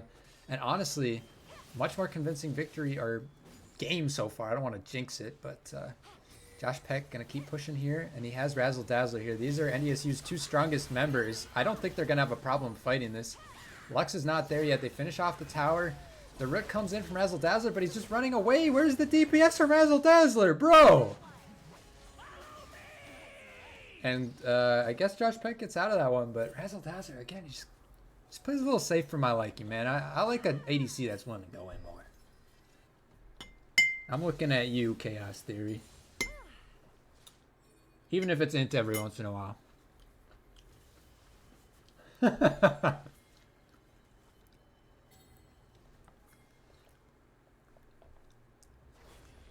Bimaduna might get caught out here. Disabled Rat honestly playing very aggressively this game, but hasn't been able to get a lot done. It seems like he's not on the same page as his team, as he's kind of gone in alone a lot, or he thinks he's stronger than he really is. This is something you don't always see, but I honestly like it from Fresh Cut. He just rushed the Black Cleaver this game. Very strong and gold efficient item, and you could argue that getting his Mythic first would probably be better, but seems to be working out just fine for him so far. I would expect that he's going for a Radiant Virtue next. Hard to say. And yeah, you read my mind. Let's check in on Vigar with the Electrocute. He's up to 221, so he at least doubled it, and then a little more. But again, just I think he would have gotten a lot more out of something like Comet or Airy. I mean, yeah. So for instance, he's got 221. The Ari has 333, so I guess it's not that much lower, but at the same time, I don't know how much Ari's really been trading either. It's been a pretty sleeper mid lane. But with that being said, I mean, that's exactly what Stormstar wants. He's sitting 3-0 on this Vigar, already has that death cap finish. This guy's going to be a menace, if he wasn't already. NDSU setting up for Baron. We'll see if SDSMT wants to just give it to them for free like NDSU did last game 3 times. Sorry, totally not salty at all. Totally not salty. Bimaduna fish for a hook. It's been a while since we've seen him hit one, but he's been playing great. 75% KP this game. And that's with Josh Peck getting like 4 solo kills, so not bad. Bimaduna gets bound and comboed by Lux, but Lux actually ends up being the one that needs the ambulance as she flashes away from Razzle Dazzler's combo. And Edjo, I don't know if you win this trade, buddy. We all know how this goes. He flashes, pops the ulti, and Kled actually does have to get out of that one because the Counter-Strike hit. So that's kind of how that matchup's going right now. If the Counter-Strike hits, Josh Peck has to be a little careful. Josh Peck did opt for the Eclipse, so heavy healing build. Oh, the Root hits and the Vigar ult comes through, so Stormstars picks up his 4th kill, and that is the power of this Vigar. It's just so strong. Now Josh Peck is going to get engaged on. Flash comes through. Kaelin ult as well, so that's a big shutdown for them. That was 600 gold. But they had to send about 3 people up. Great dodge there by Bimaduna. So NDSU,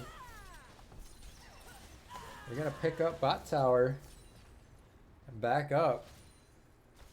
Next dragon spawning in a minute. Vigar is sitting at 622 AP, 207 stacks on his passive. Good stuff. And he's going to wait for his Q, grab the blue buff as well. So, very good stuff. Now, NDSU, please just reset together. Razzle Dazzler, as usual, going to go grab another wave before doing that. That's whatever, I guess. But I would like to see him reset after that. And he's going to stay and do another wave. Man, I'll tell you, man. Dragon spawn in 30 seconds. If he doesn't hit back right now, I swear. He's not. I don't even know, man. He's sitting on 1,600 gold. Just back, please. For the love of God.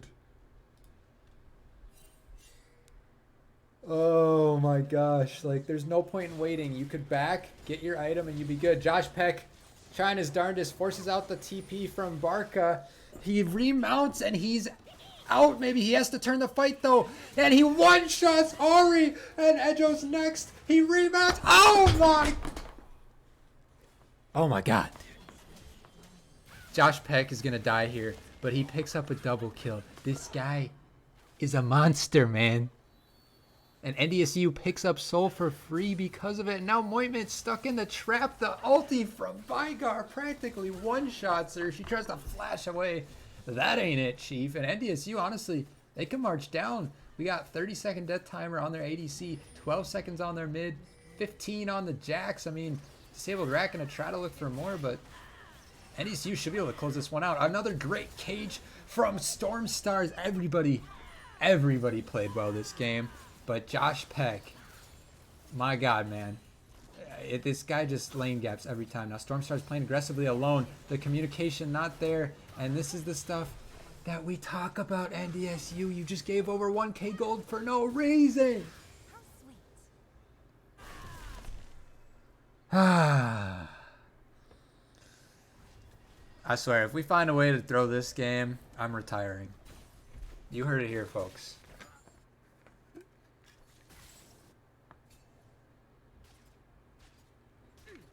Just a few tendencies.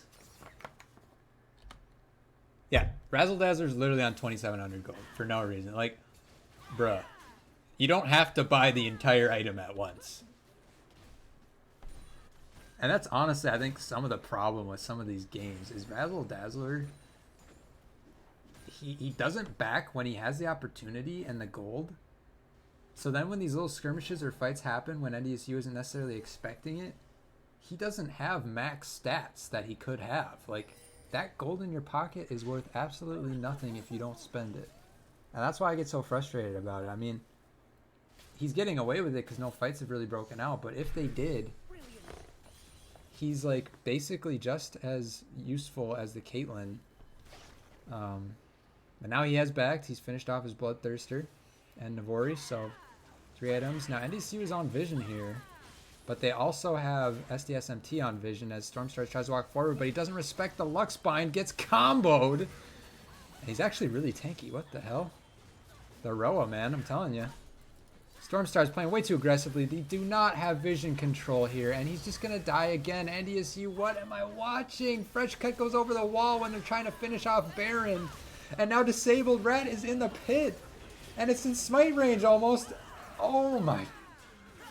Oh my gosh, dude, I'm going insane. Holy shit, dude. They didn't even smite that thing, man. Like, I swear, I saw Caitlyn Q just about to steal that shit. NDSU, you have control. When are people going to learn this? Vygar Cage is one of the best zoning tools in the world, along with Blitzcrank Hook. Let the opponent come to you. Don't go to them, because that's exactly what they want. Them going over the wall there, man, was like so unnecessary and so sketch. But NDSU picks up Baron by some act of God. And they're up 11k gold. Razzle Dazzler 10-2 on Xayah. Just take a look at the gold differences across the map. I'll let you do the math there.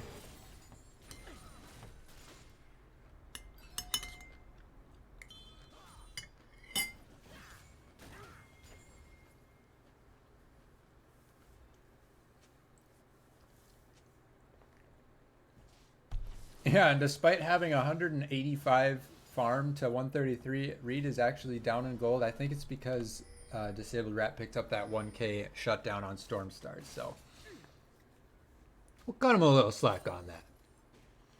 But NDSU, you have Baron. You should absolutely be able to get this inhib. But they're just respecting so much. Where's Razzle Dazzler? Where are we going, Chief? We've got Baron. Nope, he's just gonna farm. He's just gonna farm, even though we have Baron and we can push mid. I'm sorry, I'm getting tilted. I'm not even in the game.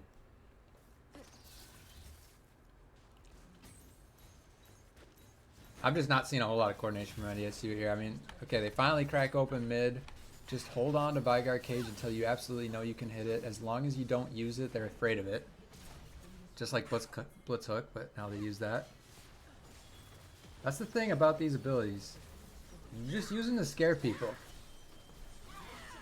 Fresh Cut misses a Q at like very close range and gets absolutely comboed down. Wukong in the middle of the entire team will die. Fresh Cut gonna get shut down by Barca and Iniesta, but a double kill has already gone over to the Razzle Dazzler. Is it gonna be another Penta? He's got the triple. But NDSU gonna play it safe here. The baby cage is down, the hook into it. That's the combo we love to see. Great draft, honestly, by NDSU, and great execution. Josh Peck gonna help pick up another one. And NDSU closes this one out a little longer than it should have been, but ultimately, great game. GG. We're going to game 3, baby.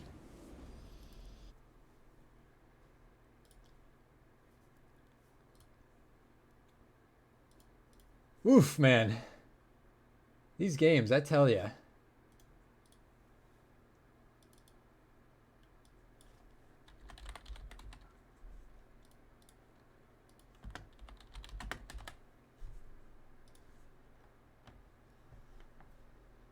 I tell ya. NDSU, great bounce back game, though. That is exactly what they need to do. They executed. I'm not going to say flawlessly because that was not even close to flawless. But hey, you know what? I'm probably the worst critic. Never mind. Some of you guys in chat are a little worse, if I'm being honest. That's good though. We like that, you know? Shows we care. We all had a few heart attacks that game. No worries. No worries.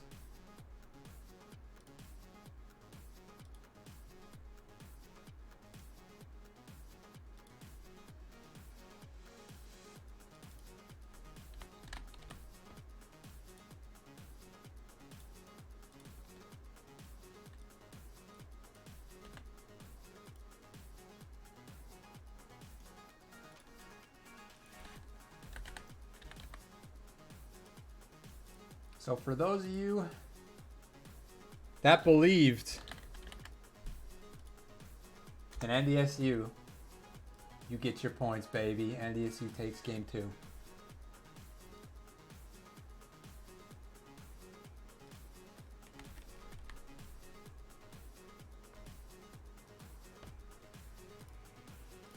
This is a banger series, honestly. I mean, they're not the cleanest games at all, but they are definitely entertaining, and I do genuinely feel bad I missed the end of that game 1, mainly so that we could just scrutinize them even more, but I was just trying to shelter your eyes from the throw, you know.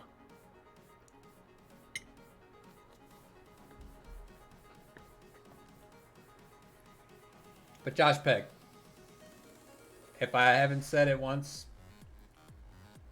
if I hadn't said it a million times, I mean, I'll say it again. Josh Peck just playing out of his mind, just putting this team on his back every opportunity possible. And I'm just proud of him, you know? He's really stepping into that captain role. He's always been a solid rock in the top lane, even though he doesn't play Malphite much. But just seeing him on these carries is just a whole new side of him that we haven't gotten to see much. And I think NDSU is very smart to put him on these carries where he can just split push, be on his island, and just outplay people every opportunity. I mean, he had like what? 2 or 3 double kills, like 1v2 that game. Very proud of that guy. Very proud of that guy.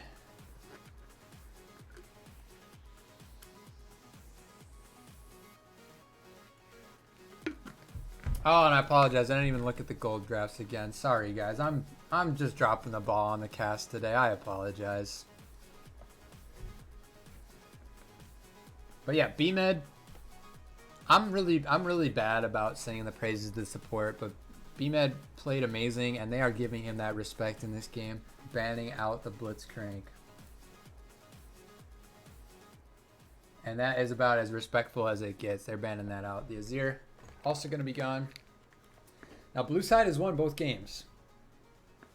And SDSMT has Blue Side again, so we shall see. J4 and Casio banned against SDSMT. They do not want that team fight comp again.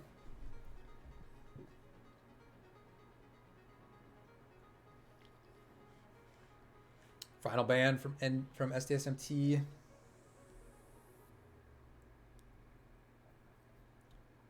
What is it gonna be? I don't even remember what they had been banning. The Jinx? It is the Jinx. All right. That NDSU. Oh, what do they ban here? Probably the same champs, right? I mean, Jin? Or are they finally leaving that up? I think they should ban the Xayah here. That pick looks too strong, man. Good call, NDSU. Good call. I love it when they listen to me.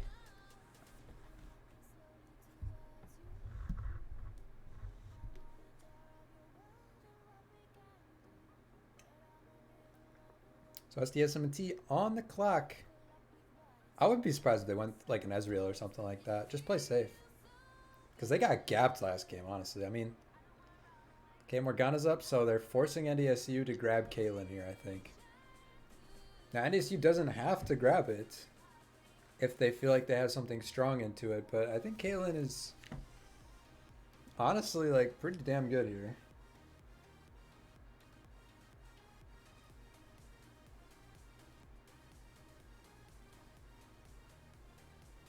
Oh, she got nerfed. Okay.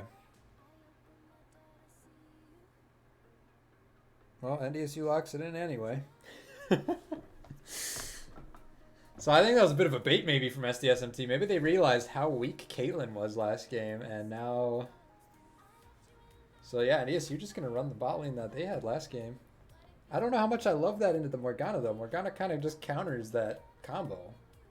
Black Shield's going to stop you from the Lux Bind and the Kate Traps like nothing. So SDSMT, I mean, they could go Jhin here. Jhin Morgana.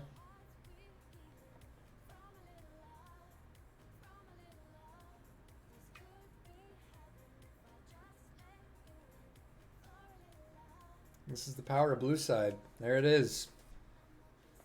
So NDSU can at least match the range for the most part, but I think Freshcut's going to need to spend some time bot lane like he did last game. And honestly, I would have preferred to see NDSU just go an aggressive comp again, because this just looks like another one of those comps where you sit back and play safe all game. I mean, I only see their bot lane, but it's still a bot lane centered meta, and the Blitzcrank for B mid, I just love that. Now he played the Lux on Saturday, and he was hitting some great binds. So I'll give him that. But the Swain gets locked in again, and I mean, so this could be Swain support maybe again, and then Morgana jungle. Is that a thing right now? Is that still a thing? Personally, I think the Morgana's way better support this game, just into the combo that NDSU has. I think the Swain would be fine mid if he plays it. And NDSU grabbing that Vigar. I think that's great to get that pick in. Stormstars look great on it, and it's really not that hard to look great on it. I think Vigar is just a very strong champion right now. I think School of Mines did a good job of grabbing that Morgana early. I think that could be very telling of this game if that Morgana pick. That could be big. Okay, so they really do think that Morgana is jungle, I think, if they're banning out mid lane champions. Interesting.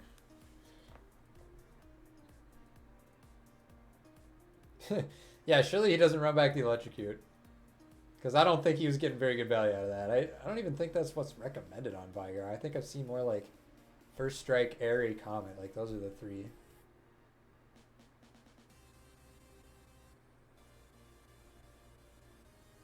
I think Vigar should go Airy or Comet. Up to him. That's what I would do. Shannon Cledband away, man. The respect Cledband. I like it, but Josh Peck has plenty of things up his sleeve.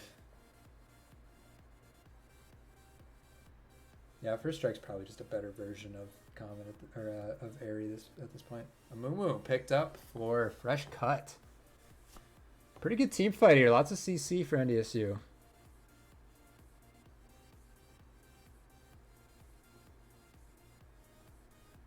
Yeah, the electrocute wasn't it last game, I'll tell you that.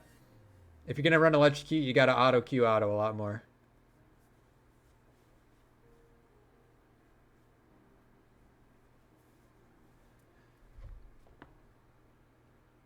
I'm just a know-it-all caster, though, you know.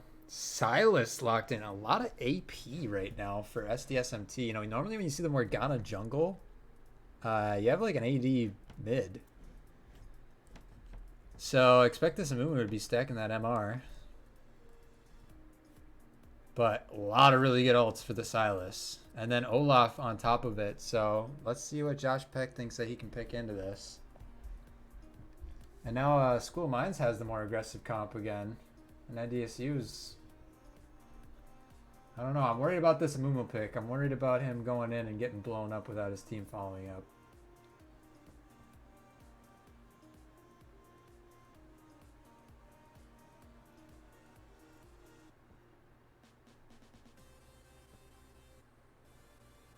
Hovering the Camille, I mean, that is one thing. Olaf ult does not stop you from getting trapped in Camille ult. And we all saw what Josh Beck can do on Camille in game 1. Unfortunately, they did not get the dub in that game, but Josh Beck's been a menace, man. Trust in the Peckster.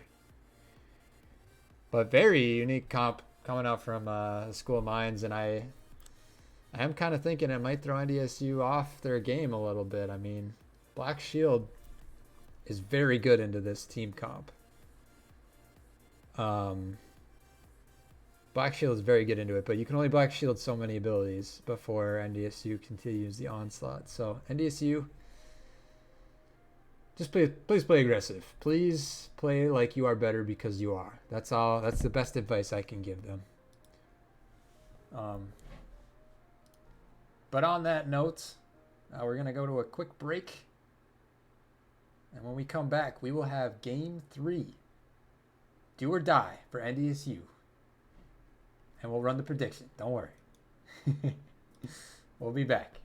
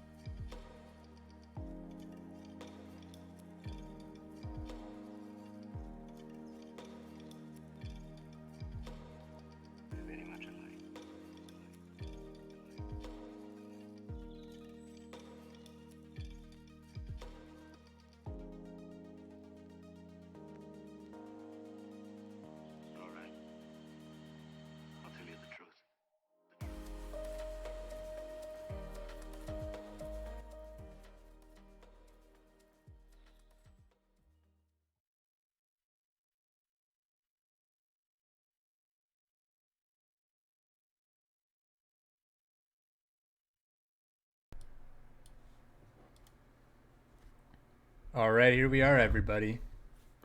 The moment we've all been waiting for. Game 3 of NDSU versus SDSMT. The final game. It all comes down to this. GLHF's in the chat. We're zooming out. And we're hyped. I think these two teams have been fairly matched. Two pretty damn close games. It's all about who makes more mistakes and who makes better plays overall. Fresh Cut gonna spot out Edjo.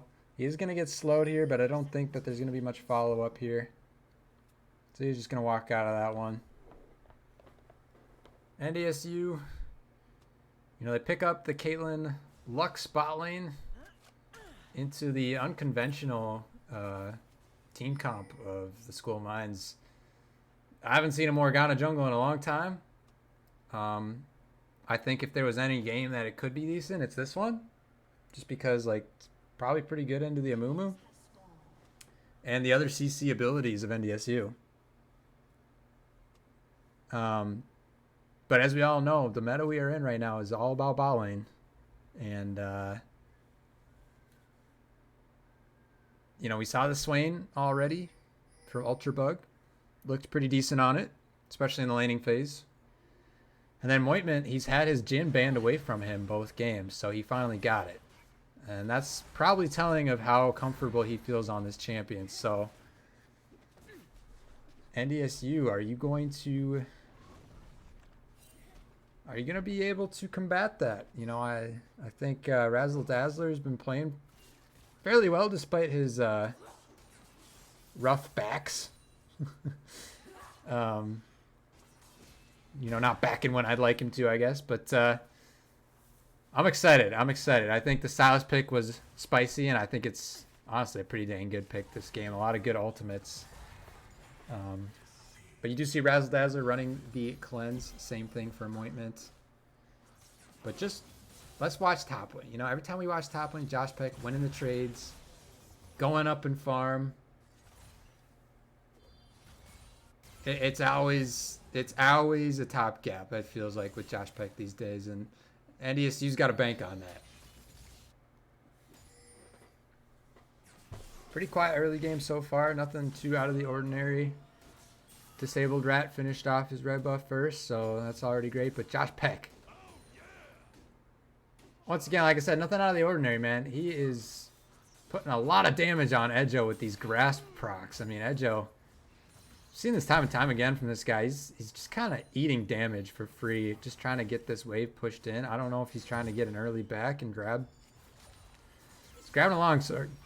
So I guess he felt it was worth it to back and get that longsword, get that kind of cheater recall in.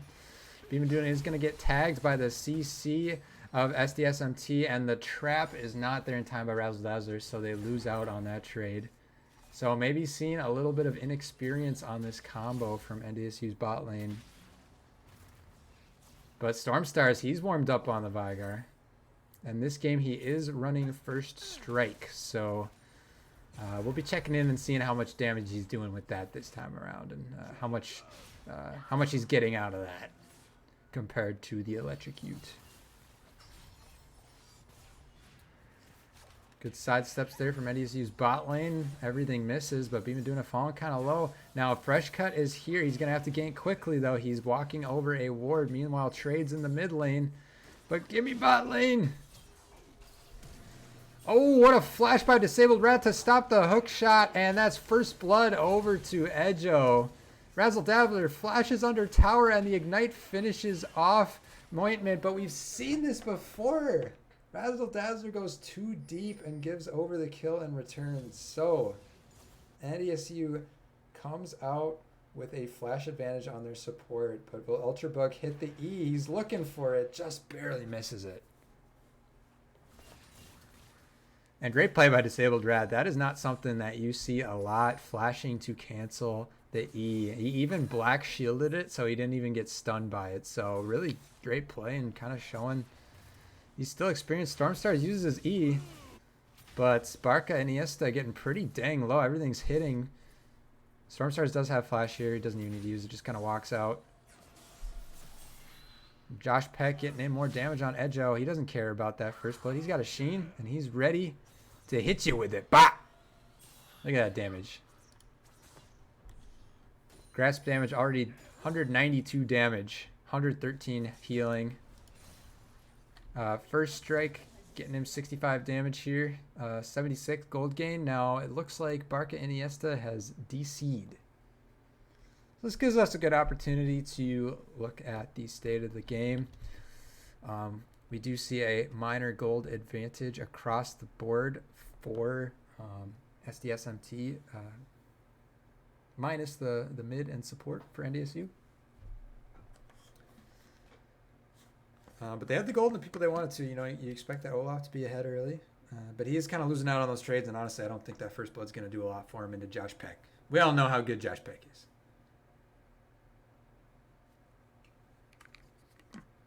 But I would expect that Barca is just going to be restarting client or computer or whatever, and then getting right back into the action.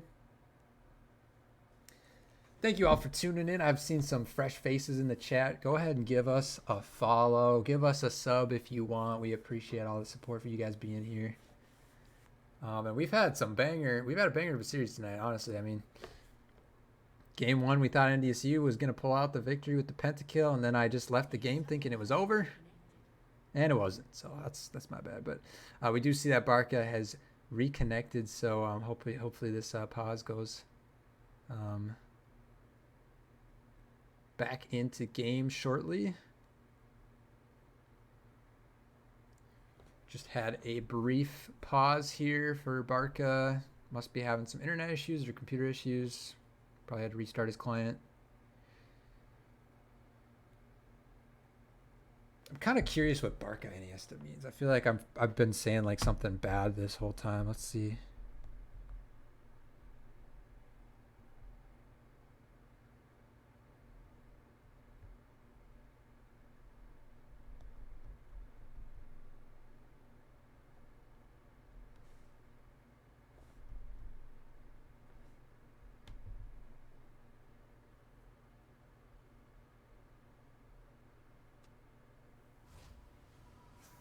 Sounds like it has something to do with soccer, like football. Not sure though. I didn't see a translation. If any of you smarty pants is out there, find it. Maybe we can get it. The game has paused on me again. I don't know if this is because of the delay. Perhaps there was another pause. Hard to say. It's not me though. Don't worry, guys. We're still here. Okay, we're back.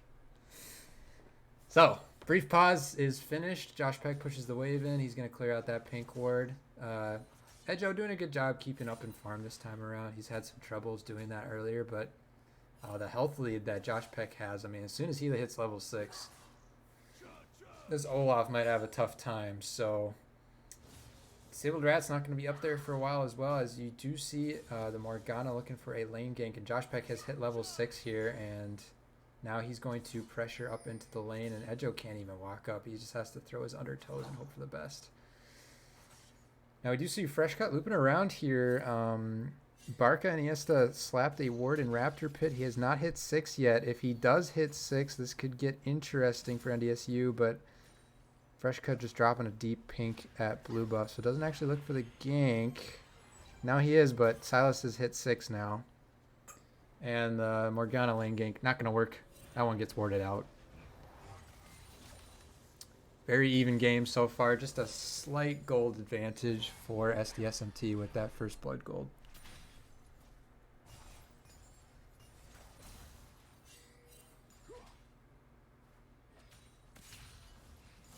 Stormstar is trying his best to stack up there. Already getting a little bit better value. You know, he's got 75 damage, 88 gold gained. We like that. As far as stacks go, he's sitting on 33, 57 AP, so. Yeah, with the CC that NDSU has and the AP damage between Lux, Vigar, and Amumu, we do see early Merc treads. So honestly, Barca Iniesta kind of a wuss. I mean, we saw on the Akali, you know, you think that's an aggressive pick. Built a Ruby Crystal, first back. You know, just not the most aggressive mid laner in the world, and honestly, neither is Stormstar, so that's why we haven't really seen a lot of action mid lane. It's been pretty uneventful. But I'd say in a game like this with the Vigar, that just works in NDSU's favor. And ultimately, I think NDSU's scaling is still pretty good. Oh, the anti-synergy. The Swain pulls Bimaduna out, and now Razzle Dazzle looking aggressive. The Amumu Q just misses. Now Josh Peck gets rooted under tower, but he does not hit the E to keep Edjo under tower. So a lot of pressure from Disabled Rat, but Josh Peck doesn't care. He's used to playing 1v2. He's used to this. He doesn't care. He's just sitting under tower, and Disabled Rat just wasting a lot of time, honestly. I mean, does hit another Q, but what's this going to do, you know? Like, he's getting fairly low, actually. This is a little sketch. But he has ult. I mean, the shield comes down, dodges the Morgana Q, and then he gets the double kill! He will die, but who cares, man? This guy is insane. Fresh Cut started up Dragon alone for some reason, and he's going to pay with his life. What the hell was that? I think they just assumed they could start it with the jungler from the other team being up top, but NDSU's bot lane nowhere near that. And neither was Stormstar, so Fresh Cut, you know, we see that a little too often with him. Just kind of not on the same page as the rest of his team sometimes, and he pays with his life and gives a kill over to the Silas. Not exactly what you wanted to see. And yeah, I mean, drags up. Now Razzle Dazzler is going to hit some damage here onto Ultra Book, who does not have level 6 yet. And it does kind of feel like NDSU has decent control over this lane right now. I mean, Bimaduna doing a good job hitting his abilities, and Stormstars as well. You know, it seems like he's been hitting a lot more Qs when we come over. He's sitting on 130 damage on his his first strike. And his stacks are at about 64, over 100 AP at the moment. Now Bimaduna falls in the bot lane. I'm not sure what happened there, but both summoners have been spent by Razzle Dazzler. There's two champions very low on the side of SDSMT. Razzle Dazzler trying his best to dodge. He dodges the last few, but the Morgana W finishes it, and Fresh Cut not there to help out. He's been on the opposite side of the map for a while, so they are going to pick up Rift Herald though, so good objective pick up there, but NDSU down about 1.5k gold. You know, at bot lane not really going their way right now, and Disabled Rat has had a good impact on the game so far. Stormstars uses his E, and Fresh Cut trying to get there in time. Disabled Rat is going to hit the Q, but Fresh Cut, what the heck? The flashes come from both of them, and they just one-shot the Rat. And honestly, good communication by them. They're like, let's just do this. And they flash in and get it. And now 2 plates taken down on mid tower. It's going to be another 1.5, maybe 2 more with the Rift Herald. So Fresh Cut misses the first Q, and then he makes up for it with the flash ulti. Stacked with Stormstar's ultimate. Oh, and that 4th play getting so low, and Stormstars, this matchup's going great for him. Honestly, he's able to stack up his Q so well into this melee matchup. Now, NDSU has started up Dragon buff. Or, sorry, Dragon.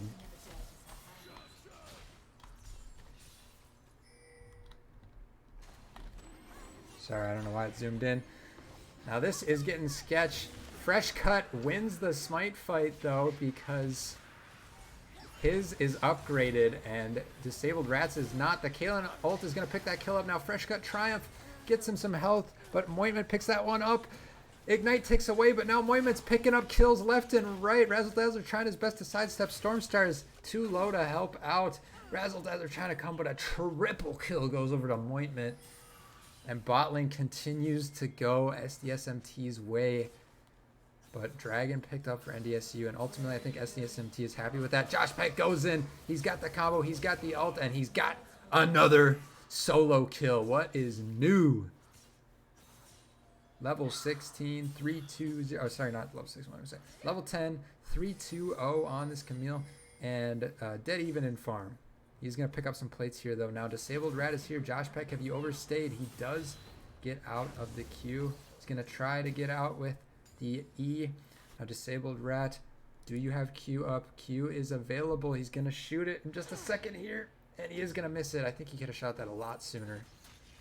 So Josh Peck gets out with highway robbery. 300 gold bounty on his head.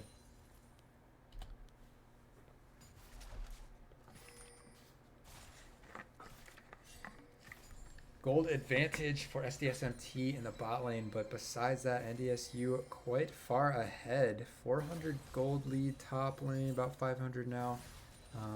500 gold lead in the jungle, another 700 in the mid lane. So it's just bot lane that's not going NDSU's way, but that bot lane meta that we talk about, that's where it's all at, and that's why Fresh Cut is here, waiting for Moitman to overstep. He has no flash, but his cleanse just came up.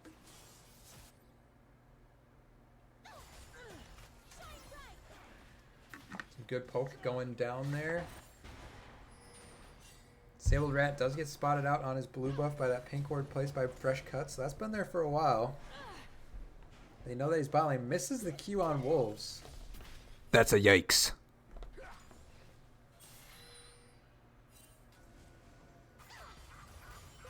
Fresh Cut couldn't find a gank angle bot lane, so he's just going to go back to farming. Checking in on the Vigar once again here. 164 damage with his first strike, and then he's got 187 AP now, so stacking up fairly well right now. Josh Peck just continues to beat down on Edjo, and I swear Edjo just hasn't learned his lesson.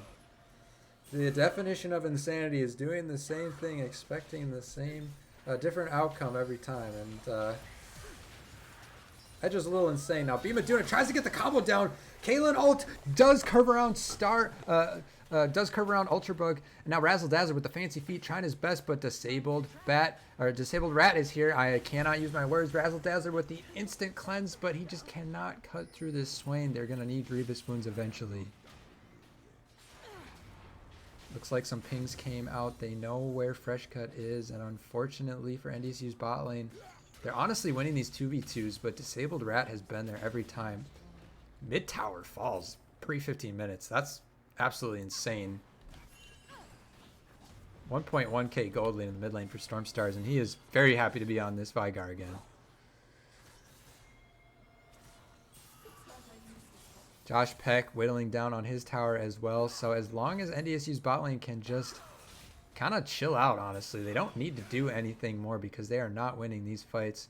Barca Iniesta comes top, but Josh Peck sees him on the ward. So grabbing his Hextech ultimatum, not really going to mean much right now.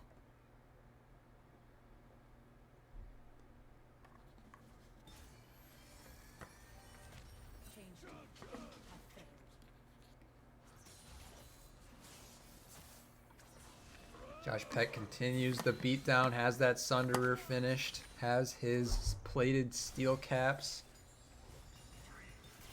And now the jungle support duo of SDSMT has roamed up bot river, prepping vision around dragons. So NDSU is going to be completely in the dark, as they do not have any vision in bot river. Meanwhile, fishing for some damage here, but NDSU, they got the fancy feet today, and that's super important in this game, dodging out of all these skill shots that could easily lock down any one of their members. And NDSU feels comfortable to walk up here. This Vigar is sitting on 4 stacks on his Roa. And Josh Peck looking to engage there. We got panned off with the camera. Kalenol just coming in. Holy crap, Ultra Bug just gets comboed down. Doesn't even get a chance to use his ultimate. Great job by Bimaduna and Stormstars to get the damage on that. So now they're in a 4v5 scenario, chunking out the rest of SDSMT. And NDSU should be able to start this up. I mean, they should not be afraid here. But they continue to play safe. I mean, the support is dead, man. Just start it up. It's a 4v5. What is Razzle Dazzle doing down there? They're going to eat up the Jhin ults. That one gets canceled. NDSU does not have a ton of vision here. Morgana bind is hit, but there's no follow-up. Now watch the Silas. Razzle Dazzler kind of getting split off from his team. Nobody is helping with Dragon. Fresh Cut doing his best to hit it, and he's going to smite it. And now he goes in. He has the ultimate, but Black Shield is there just in time. Disabled Rat gets blown up by Vigar ult, but Fresh Cut goes back in to keep the fight going. Josh Peck is here, but Razzle Dazzler somehow gets stuck in between two members of SDSMT. Now the Olaf flashes over the wall. He's engaged onto Storm Stars and Beam and Duda. They have nothing to stop this guy, but now he's under tower. He's going to take a lot of damage. He takes the Ignite. He takes Josh Peck damage. Oh, but a great E from Ultra Bug stops the chase. And I think Edjo is out of this one unless Josh Peck can get the chase with his E. He is not going to get slowed. And that is going to be another kill secured. Potentially, Josh Peck gets the slow. One more Q will do it. And he can't chase, so Edjo gets out of that one. Hook shot just not quite up yet. So, honestly, good fight for NDSU. You know, they get the dragon. Ultimately, the team fight went pretty even. But this Olaf just... I see the theory behind what he can do into, like, this Vigar and that Lux in that scenario, but he's behind now. And it's only going to get worse for him, honestly. I think he's... I just think that Edjo's been getting outclassed overall in the top lane, and it's definitely been a weak point for SDSMT all day. But NDSU won a dragon fight, guys. I can't believe it. They have two dragons now. Now Razzle Dazzler playing too aggressively, but dodges out of the E, and now he can put down some damage. And Razzle Dazzler, honestly, kudos for his footwork this game. He might be 2-5. But I honestly feel like he could easily be like 2-8, 2-9 if he didn't dodge out some of these. And you could argue that some of that is his positioning. He's playing too aggressively. I'm not sure really what happened in the last team fight. You know, he kind of got caught out in between a few people. And honestly, while it's quiet, let's do a little replay at what happened at Dragon here. So we watched Razzle Dazzler here. And, you know, the fight breaks out here. Fresh Cut goes in. Razzle Dazzler just kind of walks forward. He's kind of out already, but now he kind of positioning in the chokehold there. And then gets Swain pulled in to Edjo. So that's kind of what happened in that fight. And we all kind of saw what happened the rest there. So...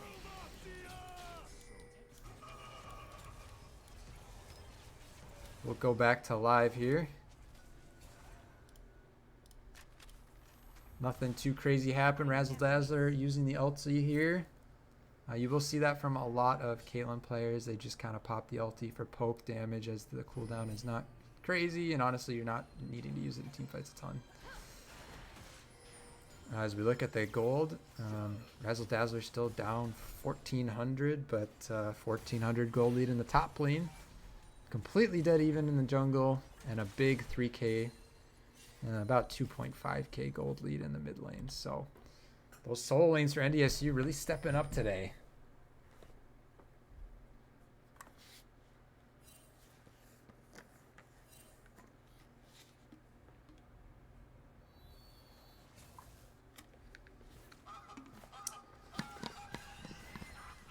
Great Lux buying hits, and the combo's there, and Beam Aduna solo bolo. This guy is playing great too. I gotta say, man, same thing we saw on Saturday, but this support, this top laner, they are playing very well. They're very practiced up. You can tell it, man. I mean, I know he said he whipped out that Blitzcrank for the first time last game, but that looked pretty damn good. But now NDSU's bot lane, they just Razzle Dazzler. I appreciate the killer instinct, but that's the wrong time to do it, bruv. Your team is not anywhere around you, and Razzle Dazzler just dies. Honestly, not looking good on this Caitlyn this game. I mean, what is your plan there? Honestly, it didn't even look like he was on the same page. The Caitlyn's job in this game is to follow up on Lux's binds. You're not supposed to be engaging forward with Gale Force. I don't know. It kind of feels like Razzle Dazzler's having a bit of an off day. I mean, I know he got that penta in the first game. That sounds kind of silly, but definitely a lot of unforced errors, especially in the last two games.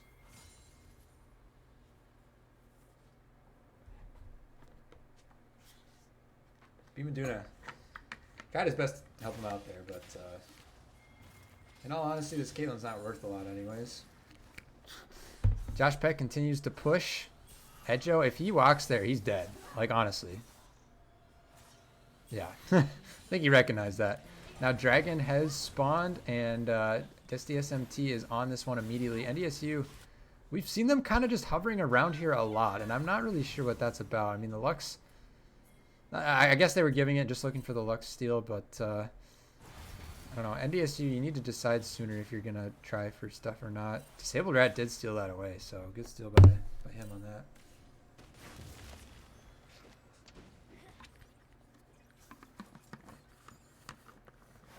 Bimaduna walks into the Morgana bind, and with that Demonic Embrace Leandries, it does a lot of damage. You got chunked down to half health there.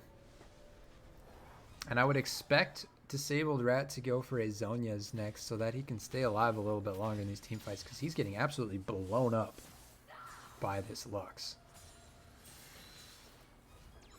Now Josh Peck has moved down to the bot side of the map. Gold fairly even. NDSU does have a slight gold lead with 4K. And Jin has completed 2.5 items. He went for IE second.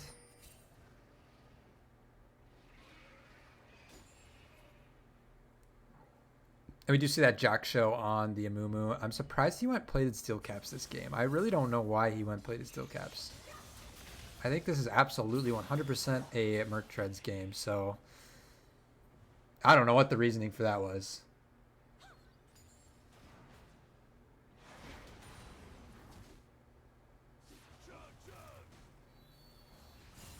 Stormstar is putting that damage in. Oh yeah, I remembered. I wanted to check on his stacks up here. Luxbind does go wide. He's got 421 damage on first strike. Oh my gosh, he nearly one-shots Edjo. A flash ult. Oh, he just ulted, that's why.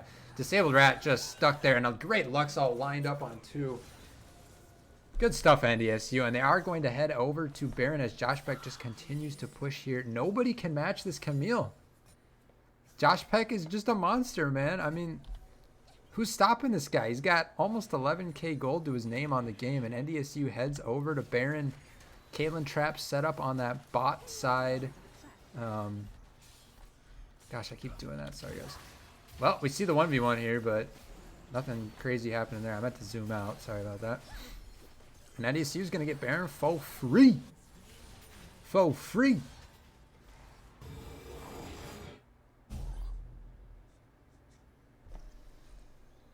Okay, so we go over to the Vanguard here. He's done 421 damage with first strike, and he has 800 AP now, 200 stacks on his passive. So 2 straight games of playing pretty damn solid Vanguard gameplay. We all know it's pretty easy to play, but you still got to execute, and he's doing just that. 3 items finished now.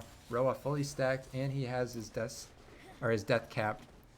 He is going to be a force to be reckoned with. You just saw how much damage he did to that Olaf up there, and Morgana opting to go for Morello next. No stacks on that Dark Seal either, so questionable build path. I honestly think that the Morgana should be going for a Zhonya so that he can just kind of dive in there and get the ult off.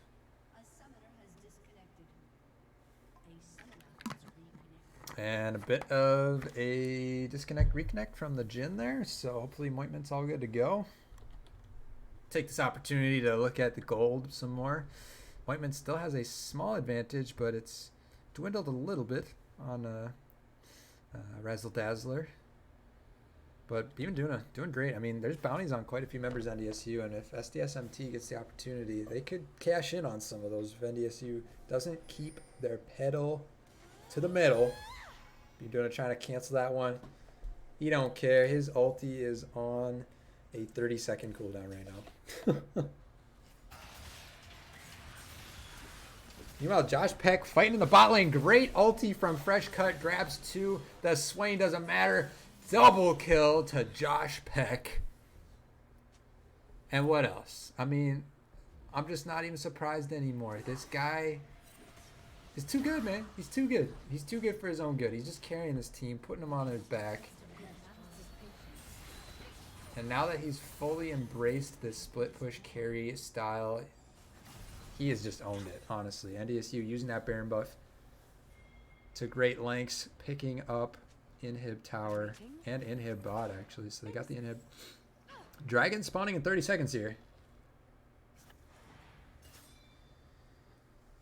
And NDSU's going to keep looking for picks. I mean, this Morgana has no stopwatch, no nothing to save her from getting blown up. I mean, she gets hit by anything here, she's dead. I mean, she's just dead here. Goodbye. Stormstars instantly pops the ulti with the Josh Peck damage. 4-0-3 on this Vigar. And NDSU looking to pick up their third dragon, send them to Soul Point. And though the kills are close, I mean, this game feels very much in the hands of NDSU. I mean, they have about a 900 gold lead. But they have 3 dragons now. They have 6 towers to none. 6 towers to none.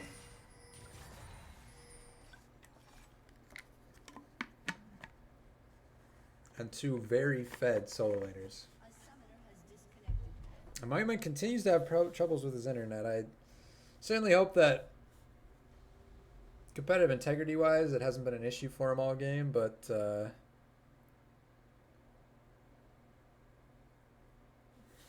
probably be resetting his computer internet or something.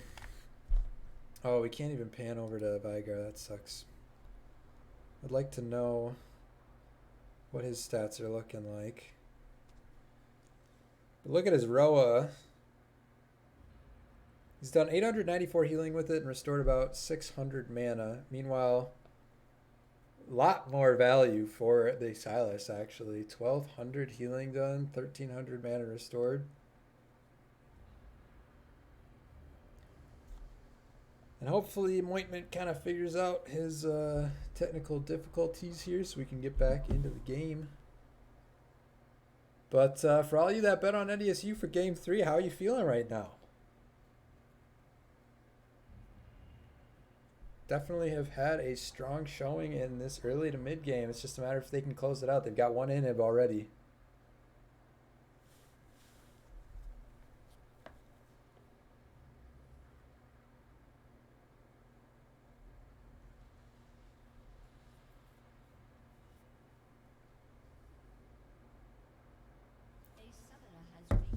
All right, Mointment is back, and we are back into the game. I'm sure there'll be like maybe a little brief delay or something that we got. But Razzle Dazzler just sitting on it. Yeah, there it is. That's the delay.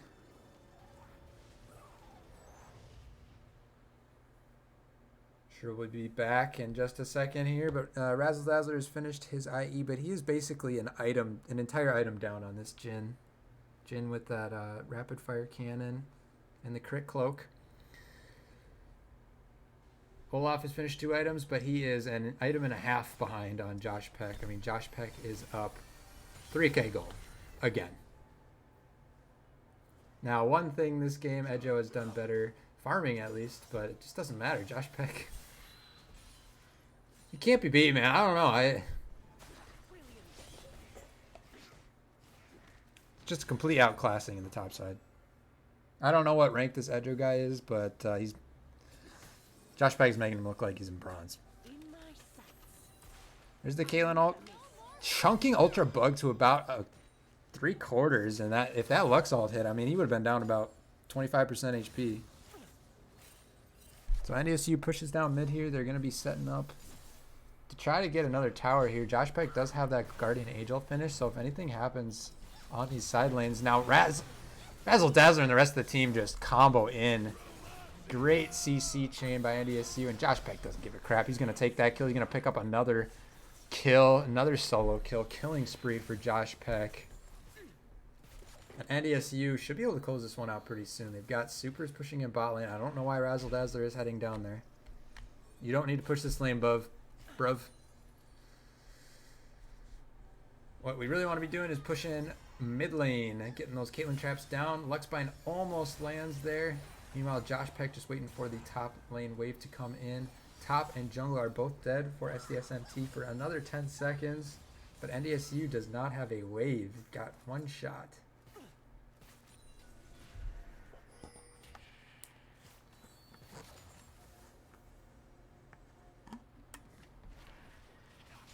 Book trying to hit the E, but even if he hits it, it doesn't matter. Josh Peck just ignores him.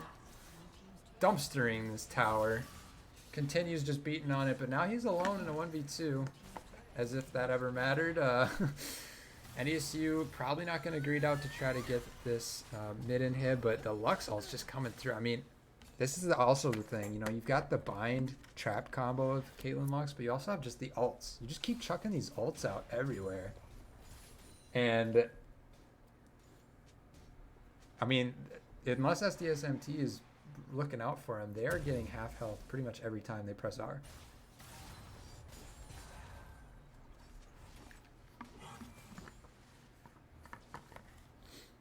So with Baron spawning in 14 seconds, NDSU makes their way over there. Razzle Dazzler has finished his Lord Doms. Not sure exactly what that's for, honestly. I think I would have liked to see a BT. I don't know if my ADC mains out there can agree, but nonetheless, NDSU in full control here. Going to get these Caitlyn traps down. And Moitment still on the bot side of the map. NDSU should be hitting right now. They're wasting time. Oh my gosh, the damage from Josh Peck is just chunking this Baron out, and it is just gone. I mean, we are 31 minutes in. There is no contesting that. Olaf pops the ult to just finish down at least one tower. And he's going to execute. He can't even get the tower. I mean, the School of Mines, mental boom. I don't know what to say, but that was very questionable. Disabled Rat gets chunked down. Still does not have any stopwatch. Very questionable build path from him. I don't even know what that Morello is really for. Is it for Josh Peck? I mean, you're going to need a whole lot more than Morello to stop that. So NDSU just pushes down mid here.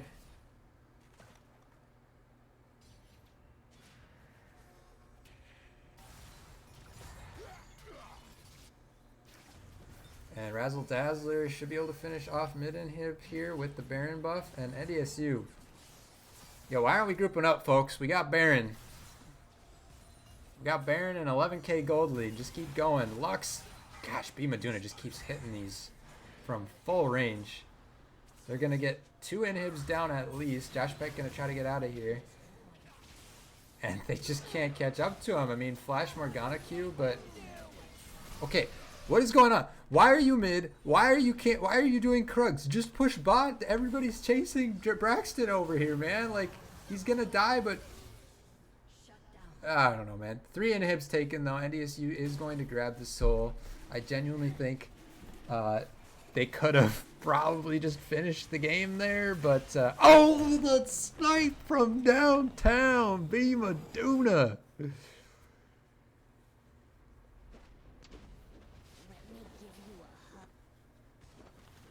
But NDSU, come on, you got Baron there, you're up 11k. Josh Peck is trying to put pressure. They send like 4 people, and we're not just pushing 4 on bot side. I mean, this team's gonna go to the playoffs, but they've got a lot to clean up. That's for sure. Make sure everybody goes and tells it Varsity to go back and watch this VOD, and just listen to what I have to say. You know, just a little bit.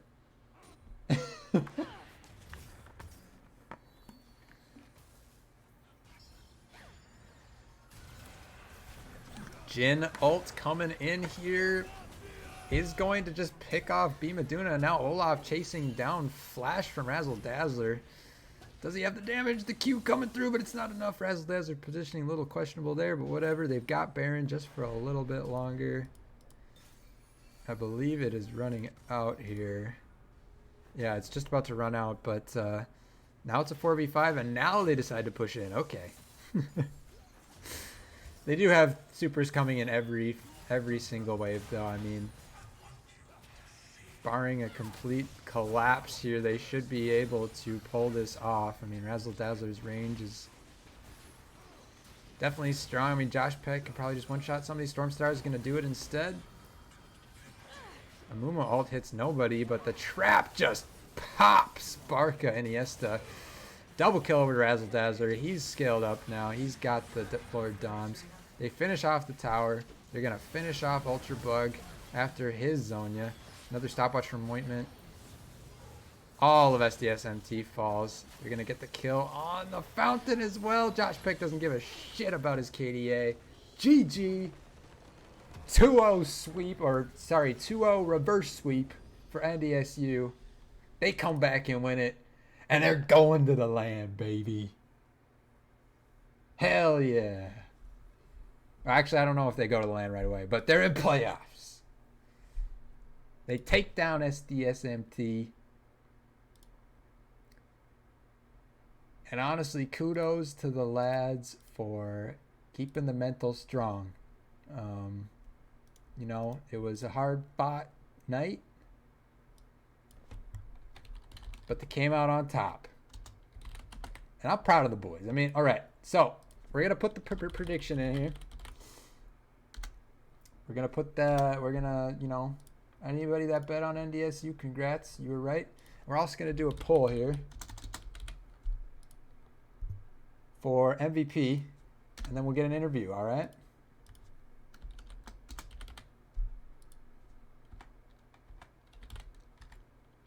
Too lazy to write their names, so I'm just putting their positions, all right?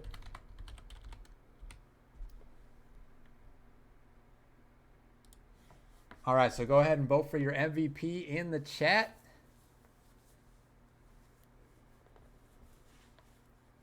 And we will get an interview, and then we will call it a night because I know it's been a long one for the boys.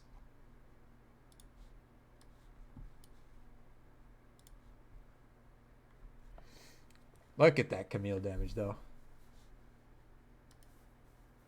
Yeah, and it looks like a resounding Josh Peck. So I'm going to hop into a call here. And Josh Peck, if you're listening, go ahead and hop in with me.